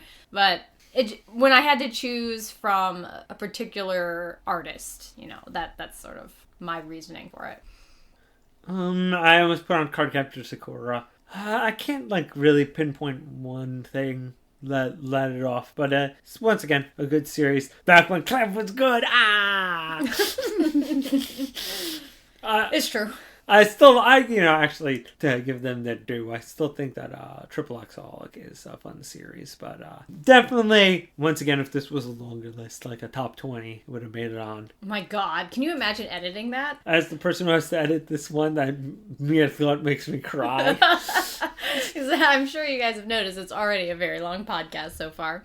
And the last one on my almost made it list is Berserk. This is sort of, that's like the darkest fantasy that we could ever get, and it executes it in amazing detail, and it's such an epic story that I almost put it on the list, but it's another one of those where I want to see how it all finishes because it's been so long. I totally believe the guy knows what he's where he's going, but if he will ever get there, I'm not actually sure. I think it was Fire Toucher Girl who secretly kept it off the list. But Serpico brings it back, I see. They cancel each other out, even though they're related. Gritty fantasy, very enjoyable, certainly, but just not quite on the list. Now I'm thinking of all these other almost on the list stuff. Hurry up and tell yours so we can get on. I almost put on Black Lagoon. Once again, I don't have any super good reason for it, just squeaked out by some other stuff, but it's a good anime, good manga. Easily, if maybe we had done this list at another time, would have probably taken its place somewhere at the bottom of the list. And that's going to be on, what was it, Toonami or whatever? Man, that's going to be an interesting edit. I'm curious about that too. And I was also, when I heard that, it made me wonder why Attack on Titan is not on Toonami. Because at first, when I thought about Attack on Titan, I was like, well, it's obvious why it's not on there, because it's too violent or it's too crazy and they'd have to edit it or something, whatever. But then they're like, Black Lagoon! I'm like, okay, now there's no excuses. Why haven't you guys done this? So, maybe they will, or maybe they are going to, and I just forgot that they announced it, but anyway, that's neither here nor there. Okay, so moving back to our lists, we're almost done. We are counting down our top 3 for anime and manga, and I think unlike the first part, we're going to go back and forth between the anime and manga just because we want the number 1 anime and number 1 manga to come all at the same time, and you'll be really excited. I know you guys are just going to be, on the edge of your seats. I don't know, I feel like... You know what, Kate? The only people on the edge of the seats for yours. I feel like for some reason people really know my taste. Every once in a while people are like, what? You like that? And you're like, yeah, I like Mention all the time. I don't know why. I feel as though that means people don't listen to me, Al. So, I'm going to do my 2 number 3s. My number 3 anime is Turn A Gundam by Sunrise. And I felt like, there should be a Gundam on the list. And it is my favorite of the Gundam series. Kind of a big departure from your normal Gundam. And kind of, once again, if anybody's ever been to my Tomino panel, there's kind of light Tomino and dark Tomino. And where I feel like his dark series often get more respect, I enjoy his light series a lot more. And I feel like Turn A is a nice blend with a tendency towards his kind of more lighthearted, kind of goofier light series, but still having a lot of the standard Gundam trappings. And just once again, Laurent is such a likable protagonist, and it has a really good cast. And just, gee willikers, it's just almost Tomino being like, you know what, Gundam, I didn't have that many bad times when I think about it. And maybe I should be more appreciative of my time on Gundam and not be, oh, Victory Gundam. And my number 3 manga. I just have to say, with Turn A, you do have a lot of Sunrise on the list. Isn't it interesting, though, to compile the list and see some of these trends that you wouldn't normally... I think we wouldn't have realized that otherwise. And once again, Sunrise should write me their check. My number 3 manga is Ichiro Oda's One Piece, which is just, it's a great manga. It's arguably one of the best shonen fighting manga, kind of a modern era, yeah. And just a huge cast of characters, but all of them very distinct and lovable. Just this varied world where every island they go to is unique and just... creative, very creative. You know, in one thing it's a snow island, and another place it's an amusement park, and then another time it's basically thriller. And if you're going to have one shonen fighting manga that you ever read, then One Piece is pretty much a safe choice to pick. One of the most enjoyable of the series, and I think one of the most tightly plotted. Like, a lot of the other ones, you can almost feel the, oh, really? I have to continue it? Alright, so, I make up this thing to continue the plot. Or, I'm just gonna stretch out this scene for 20 chapters, or, yeah. I mean, that happens every once in a while in One Piece, but I feel like all the main arcs and all the big high points and low points have been sketched out in his mind for years. And the way that, like, you'll see little story seeds in, like, chapter 200 and not see them blossom to, like, chapter 600 is quite impressive. And also, I think what Oda has on his side, compared to, say, something like Naruto or Bleach, at least in my mind, is that One Piece has a huge portion of it that is comedy. He is really funny, and I think that almost helps you take the filler medicine. You know, it makes it go down easier because it's really outlandish or ridiculous, or they go to like a really weird island, and you have a lot of fun with it and you don't mind.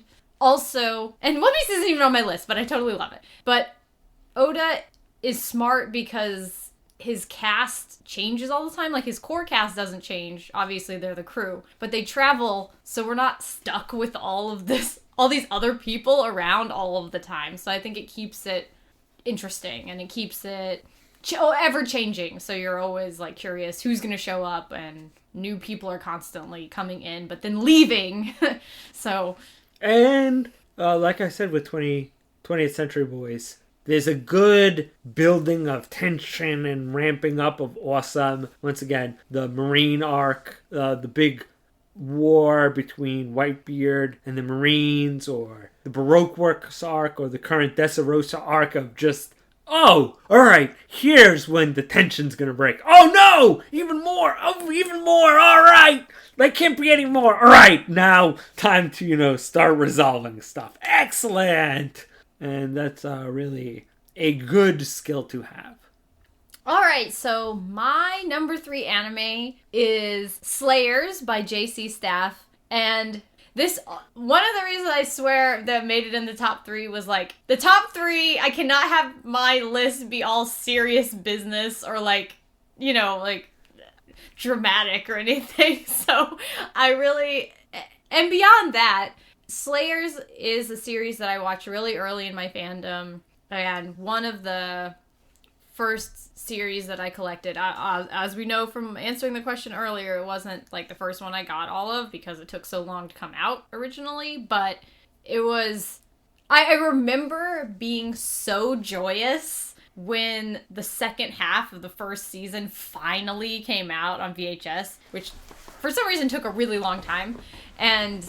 So Slayers is so much fun. I think it holds up really well. It's very 90s, but I don't think that makes it any less enjoyable if you watch it now. And I also really enjoyed the recent seasons that they made, kind of surprisingly. So I'm more of a fan of the TV series than the movies and the OVAs, but because I gotta have my, like, Dowry and Zelgadis and Amelia. I need all of those people, like, the cast is really core, so. But I'm surprised you didn't put Try, Kate. Okay. I admit that I don't like everything about the Slayers TV series, but I mostly like it. And it's just fun. It makes me laugh, and I just, as I said, I just have such fond memories of watching it over and over again. It makes you want to play D&D. Yeah. When are you going to get in some of those, like, fish people? Only a matter of time, Kate. You just have to be... You guys are all scared off from the water now. Now that you've been warned. The water in the lands of the dead, that's super scary. But you guys have just been avoiding the water ever since you learned about that stuff. It's psychological. And my number 3 manga, following up to some of our honorable mentions, is Neighborhood Story, Gokinjo Monogatari, and Paradise Kiss. So I put them together because they're technically a shared universe. So I was like, I'm gonna cheat and put them both on the list at the same time to get 2 Aizawa titles there. I think if I had to pick, I'd actually probably pick Neighborhood Story, which is unfortunately not licensed in English, but it's one of her earlier works. And just, I love the energy that she brings to that, you know, the fashion students and the art students and the friendships and the romance and the drama in that series. But also, you know, the thing I like about Ayazawa so much is her character designs, very much taken from sort of fashion. And Paradise Kiss, of course, kind of a more mature version coming off of Neighborhood Story, which is just a little more, like, fun and light.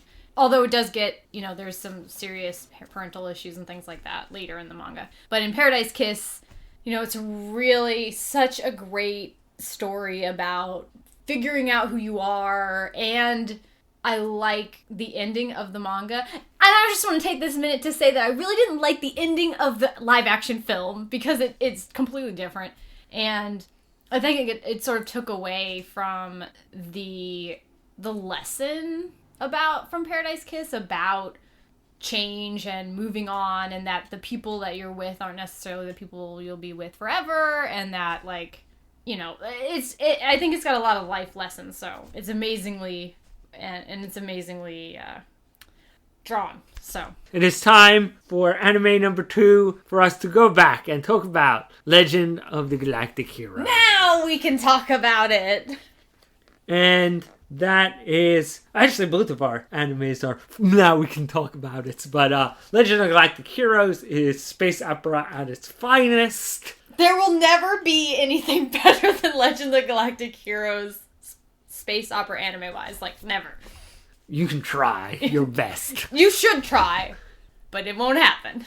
It's just got such a sprawling cast. So many of them are just so vibrant and interesting. And great politics. Sometimes a very wry sense of humor. A look at politics and philosophy. Yes, and I really like that Reinhardt and Yang, like, both of their institutions of government are messed up and corrupt, but, like, you see both sides of it. And, like, you know, Reinhardt is a meritocracy. It's a dictatorship. And somehow you see his side of things, and at the same time, Yang is coming from the more, like, the democracy side, and you get so frustrated with it. So I like that they're showing kind of the gray area of ruling a people, because it is so complicated, and sometimes, you know, people make it too black and white. So. And once again, I think that Yang mentions that Reinhardt is kind of this perfect storm of what a kind of the best that a dictatorship or a monarchy can be, but why he always prefers democracy is that they'll always, you know, most of the time you'll get a mediocre democracy, but it will always be changing. And if anybody is horrible, they'll hopefully just be shuffled out just as quickly as long as the people are willing to realize that they're settling for something horrible. Whereas if you totally are aware that your monarchy is broken, guess what? You're stuck with it until someone launches a successful revolution, and that's going to come at great cost. Whereas in a democracy, if you realize something is broken, you can change most of the time without, a tremendous loss of life and property and just broken people. And I think that is one of the best things that you can take away from Legend of Galactic Heroes. But also, even though, in my mind, Yang is 100% as important as Reinhard. Reinhard is essentially the main character. So it's very interesting to have that perspective. Because I think he's a character that you really like. I enjoy that this series sort of presents it in this way of kind of realizing that you might like someone, but not necessarily like everything that they do. And people try to shield him a lot. And I think that also makes for some interesting companions. And you have to admit that the Empire side has the most interesting extended cast. Oh my god, I almost said the Earth Alliance. No, those guys are terrible. But, the other side does have interesting people, but I think every time everybody sort of gravitates towards the Empire side. And I don't know if that's like a weird lesson in your mind about almost the charm of, kind of a disturbing charm. It's almost showing you there's a seductive charm to that way of thinking. I don't know. It does so many good things and makes you really think about the world and kind of the way it's governed. So, Legend of the Galactic Heroes, you're so great. And my number 2 manga is, once again, not the best manga of all time, but one of the manga that makes me the happiest, which is Hayate the Combat Butler by Kenjiro Hara. And it is simply on the list because every week that there is a new chapter, that is probably one of the high points of my week, is just a new adventure of Hayate or Nagi or one of the other cast going off and doing something silly and fun and enjoyable. And once again, as I've always mentioned in my panels about Hayate, me and Hara have a lot of the similar tastes, and just, it's like he is writing the manga for me. Like, hey, Al, what do you think I should talk about this week? I don't know, Kenjiro Hara. Why don't you talk about Squid Girl? You haven't talked about her, and she's an enjoyable character. I will do that, Al. Hey, Al, should I throw in some Penguin Drum references this week? Yes, you should, Kenjiro Hara. Okay, because you want it. And it's just an enjoyable series that just has this energetic joy about writing manga and being an anime fan and having horrible luck, which are all things that I could get behind. I've written tons of stuff about Hayate and Nagi being really just characters that I could get behind, and I really kind of have an affinity for, and the rest of the cast just being really good and playing off of people well. I've selected several cast members as Men and Women of the Year for when they've shown in the series. And I feel disingenuous putting anything else in the number 2 spot. I can't imagine the list without it. I really am kind of almost dreading the series being over. I knew I was about to say something about, hey, won't it be sad when it's over? And I was like, I'm not going to say that because that'll be sad. But I feel like Momukio Takahashi, I almost wonder, what is he going to do after Hayate? That's true. And plus, the most important part, Kate. Once and for all, putting a nail in the Hinagiku Hayate coffin. Yes. Is that what you're saying? Yes. Stake through its heart. I'll be like, Hina fans, take your bitter medicine.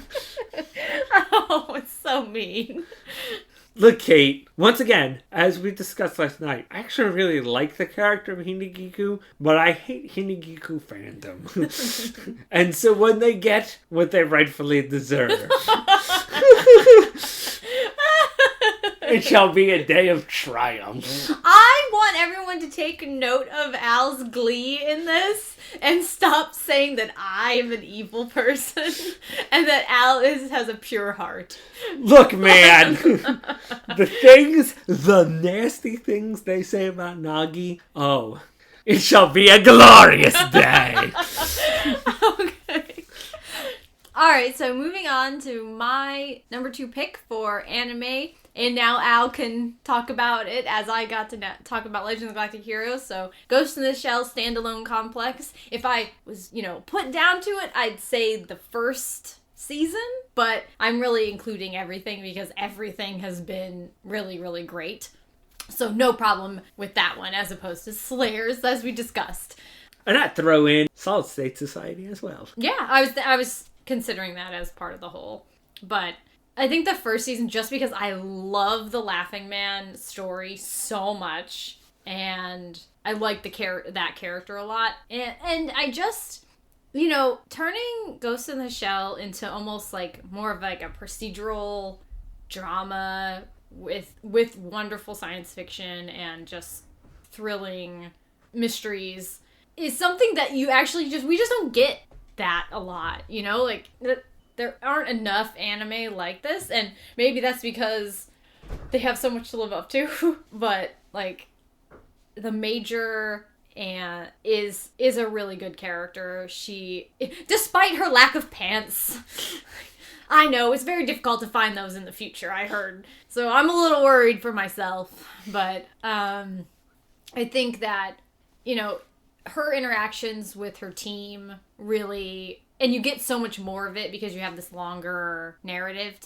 to work with. So it's just so wonderfully executed. Also, Tachikoma Days!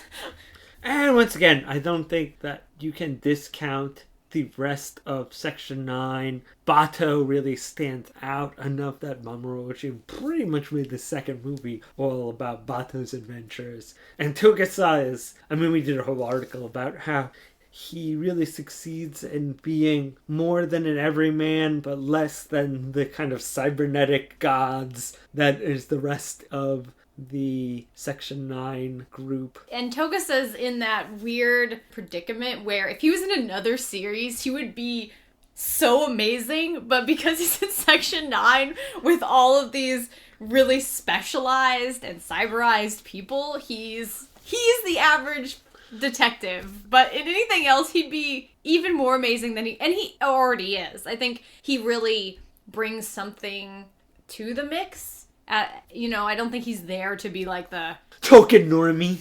Yeah, that's not why he's there. He's incredibly competent at what he does, and I think that it's important for him to sort of bring that humanization to their cases at certain instances. So he's not there to be like the straight man or something. Good political, one of the few straight up cyberpunk series, and just a joy and a bit of a challenge, but in a good way. Something that challenges you, but is not necessarily unnecessarily challenging. Okay, and my pick for number 2 manga is Swan by Kyoko Ariyoshi. Sadly, unfinished in English, but close. And Swan, to me, is just like this pinnacle of amazing 70s shoujo storytelling. And it's technically a sports series, also, obviously, about ballet, but with the most incredible attention to detail and the most wonderful page layouts you've ever seen that really evoke dancing. And I don't even like ballet, okay? I've been to ballets and I fall asleep, okay? Not into it at all. But Swan is able to make it so compelling, so intense and dramatic, just the competition and the execution of performances, and it's one of the series that influenced a lot of shonen sports series because it ended up influencing a lot of other things, so. And it is just pure 70s shoujo super melodrama! In the most incredible, impeccable way possible! Nobody has just merely mad at you. They are your eternal rival that will do anything to beat you. What? How hard is that training? Might kill me? I don't care. I'll do it. Yes, true. If you've never taken a look at Swan, I mean, I've written about it. You must. You absolutely must. All right. Boom, boom, boom, boom, boom, boom. Number ones. My number one animation would surprise nobody. It's Revolutionary Girl with Tenna by JC You say that? Why are you saying that with such like... I feel like, how many times have we... It's one of those series, once again, that we've talked about so many times on this podcast. We did a whole episode with Clarissa about it. It is my favorite series of all time. It's just got a great mixture of action and comedy and layers upon layers. Another thing that almost was on the list that I totally forgot about was Muwaro Penguin Drum, and I just had to pick one of them, so I put on Utena, but, Penguin Drum could easily be pretty much anywhere from 2 to 11 on the list and be just as fine, but Utena will always have the number one spot for just the surprise it had. Like, Muwaro Penguin Drum only kind of misses out because I'm already expecting Ikehara. Like, oh, I know what an Ikehara show is going to be like. It's going to be awesome.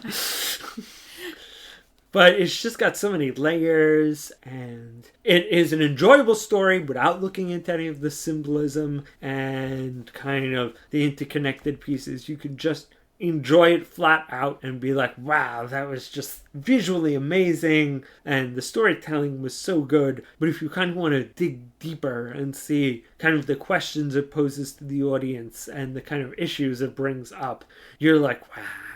And I also like that it has the 3-act formula, and there is like this slow descent into crazy. Like, at first you're like, okay, it's like a school drama and sword fights, so yeah, that's a little weird, but princes and princesses, whatever. And then it's like gets progressively crazy as it sucks you in. And it's like, all right, that's my normal amount of anime weirdness. All right, dueling arena into school. Typical. Curry High trip, ha ha ha, comedy episode.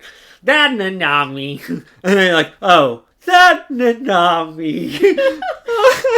Things just get weird, but in such a good way. It's so compelling, I think. And once again, as much as people feel like the series blindsides you, and once again, a common thing thrown at Muwaro Penguin Drum, I feel like both series from the start are like, this is all bright and colorful, but you did see right over there how this isn't going to end well, right? And you saw the look that person gave that other person. You didn't see it. Oh, you need to pay more attention. Don't be like painting your toenails while watching this. Because, they're from the beginning, both series basically say, look, this ain't gonna end well. We're gonna start out fun, but there's gonna be tears at the end. And speaking about tears at the end, I have to once again, unsurprisingly to anybody who has listened to this podcast for more than a year or ever read the blog, that my number one manga would be Meizano Koku by Rumukyo Takahashi, being that I had to put on 2 Rumukyo Takahashi series. But just a series that I could read again and again and always find in a good amount of enjoyment. Something that I pretty much reread every year. Just a great love story that slowly builds 2 characters together in kind of a very slice of life kind of series with just a little bit of Rumukyo Takahashi surrealness. But probably her most down-to-earth of her long-running series. And once again, about a widow who takes over an apartment complex and a ronin who is always a Day Late and a Dollar Short, which seems to be the kind of protagonist that I really like now that I consider. A theme! When we thought that Manga of the Month was finally ended, it was the one series that I picked because I felt like there was nothing else that I could select as Manga of the Month that would be better to go out on. And then we brought it back, so now Right. it doesn't matter. That's sad. But, look, man, better for Manga of the Month to be eternal. I really wanted to do that series because it's just heartwarming and does the Mumukyo Takahashi lather, rinse, repeat at times, but I feel like in many times it has its characters grow in those cycles, and that really makes the final journey to the end so much more rewarding, and it's just so good. That's what you gotta go out on now. Okay, my number one anime, and I just noticed something about both my number one anime and number one manga, which I'll mention. My number one anime, see, now this should be no surprise to anyone, right? Like, everybody already knows this answer, wouldn't you say? Shut up! Cowboy Bebop by Sunrise, and as much as a few years ago, people started somehow falling out of love with Bebop and picking it apart in ways, that I found needlessly pedantic. Yeah. I will say though, Kate, that everybody who was all like, now that I look back at Cowboy Bebop, when I thought it was a perfect series, I realized there was no such thing as a perfect series, and there were several flaws with it. Then they announced, oh, by the way, we're Funimation, and we've got Cowboy Bebop on Blu-ray. Everyone was like, Cowboy Bebop, the best series that ever did best series, and I was waiting my whole life for it to be on Blu-ray. And I love you, Cowboy Bebop. I'll never leave you. You're the best and only good thing that Japan ever made, and you're perfect. And why Space Dandy, not Cowboy Bebop? Because Cowboy Bebop was the bestest thing that ever did best thing. Cowboy Bebop is freaking the best thing. That's totally true. I love its combination of revenge story and space and comedy, and it is another one of those series that, even like looking at my list, even my top 3, Slayers, Ghost in the Shell, Standalone Complex, Cowboy Bebop, they're all series where I like everybody in the cast, the main cast. And that is something that is so important to me, and I think it just, makes it so enjoyable. And it's not even that I just like them, but I love each and every one of them, and I want to always know more about them, and I enjoy spending all of my time there. So that's what Cowboy Bebop brought to the table, and I think that it totally holds up. I can watch it now, and I have as much love for it as I did then, and I think that it's not dated, like, at all. It's kind of an evergreen title that just... In fact, if anything, Cowboy Bebop's major sin is setting the bar so high for a lot of people that they're like, I thought all anime was Cowboy Bebop. And that's like saying, man, all American TV was like Breaking Bad or something like that. And you're like, whoa, whoa, whoa, whoa, whoa, whoa. That is a bad idea to put into your head. Because you're just going to live with disappointment for the rest of your life if you do that. And like, maybe one or two, oh, that was just as good. And of course, I'd be remiss not to mention the amazing music of Cowboy Bebop. And of course, that it has so much style. I think that's one of the things that kind of keeps it in my heart too, is that, well, like, when you watch Cowboy Bebop, it's just like, this is so cool. And I like to feel that way about anime. And I love Spike. I think he's one of my favorite characters. And I really enjoyed the quiet moments in the series, as well as when we learn everybody's history, and even the, like, ridiculous and funny episodes. There's just not Cowboy an episode... Andy was amazing. There's not an episode that I don't enjoy. Because I think it's all relevant to the whole series. Because sometimes it's not necessarily relevant to, like, the larger plot, but it's important about how two characters kind of relate to each other. So, Cowboy Bebop, so good. And I can't wait for those Blu-rays. And then my number one manga is Blade of the Immortal by Hiroaki Samura. And as I was saying, I noticed that, like, both of them are, like, revenge And I feel like they have similar lead characters. That's not saying anything about me, right? It's almost finished in English. Like, it's almost there. It's done in Japan. It's just been done. And, you know, I have faith that it will end well, and it's number one on here, despite the fact that I have not read the ending. We are just a few books away. But it's a title that has been with me since I started reading manga and watching anime. And so it's, like, essential to my fandom. I'm like, it's almost so high that it has to fail me. Like, but since I am an optimistic and positive person, I don't think that. But, like, you know, Rin and Manji and their journey to kind of, at first, you know, to enact revenge for the death of her family and her family's dojo school, like, is gripping, and Samura's artwork is, like, takes violence to this level of beauty. I can't wait, you know, like, to find out how it all ends. And as the story goes on, we, you know, learn a lot about more of the side characters. And even, like, in the last few volumes, there hasn't been as much focus on Manji and Rin. But they finally took care of one huge bad dude, and it was really satisfying. So I believe Blade of the Immortal will stay in this slot in, like, a year when I have read the ending. See, I bet neither of those two answers were surprising to anyone. Okay, I mean, Boogie Boogie Feng Shui was not the bestest episode that ever existed, so who knows. But that was a long episode. You're just saying that because you have to edit it. That is true. I am curious to see how many people throw in their top threes. I'm curious if anybody's like, you know, like, man, I really expect you to pick A or B as your... That would be interesting. And also, I just, you know, I want to say that if you're making a list of your favorites, as I said at the beginning, I don't believe that means it's all, like, masterpiece, 10 out of 10 anime. Like, that's not, I don't believe that would be true for anybody. Like, that's just my opinion. So I think if that's all that's in your top 11, I think you's a liar.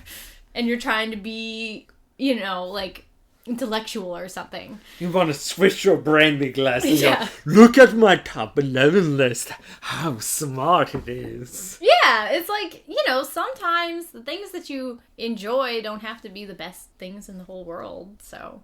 Hopefully they're not, like, the most horrible pieces of shit ever made, but, like, there's an in-between, y'all. God, Aki-Kon. Not on anybody's list. I think it's sort of, it's in the middle. It's, like, the shows that have stuck with you and that you want to watch over and over again. Yeah, like, yeah, Silence of the Lambs is a really freaking great movie, but I don't know if I'd, like...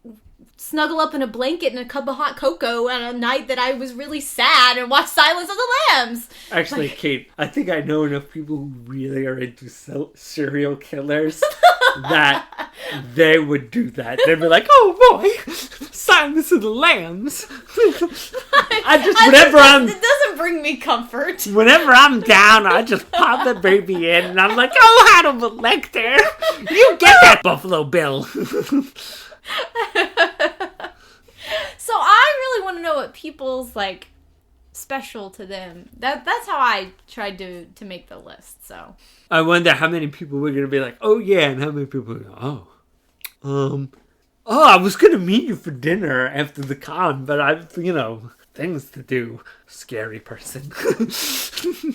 But, well, I don't know. What? I'm sure people will only pick good things. Oh, I see. Legend, the overfeed number one. Only if Gerald is writing in. Okay, guys, so that's it for this month of the Speakeasy. If you haven't had enough of us, you can check out things we've been doing on the blog, which include more SWAT reviews. And because there's always more SWAT reviews. Well, not for a couple more months. I mean, that's it. You know, we finished up the winter SWATs. I recently wrote an article about my thoughts about the new Fate Stay Night anime and what it means that it seems to be a new path not previously in the visual novels. Okay, so that's it for this month. See you next time. Bye-bye. Bye.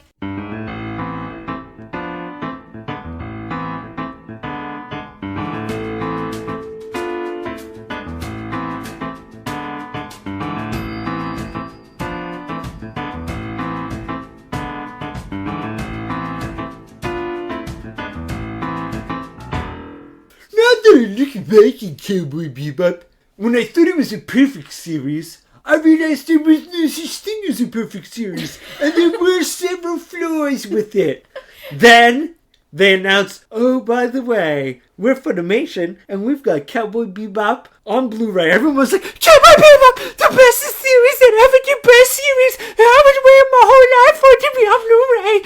And I love you, Cowboy Bebop. I'll never leave you. You're the best and only good thing that Japan ever made. And you're perfect. And why Space Dandy, not Cowboy Bebop? Because Cowboy Bebop was the bestest thing that ever did best thing. Cowboy Bebop is freaking the best thing. That's totally true.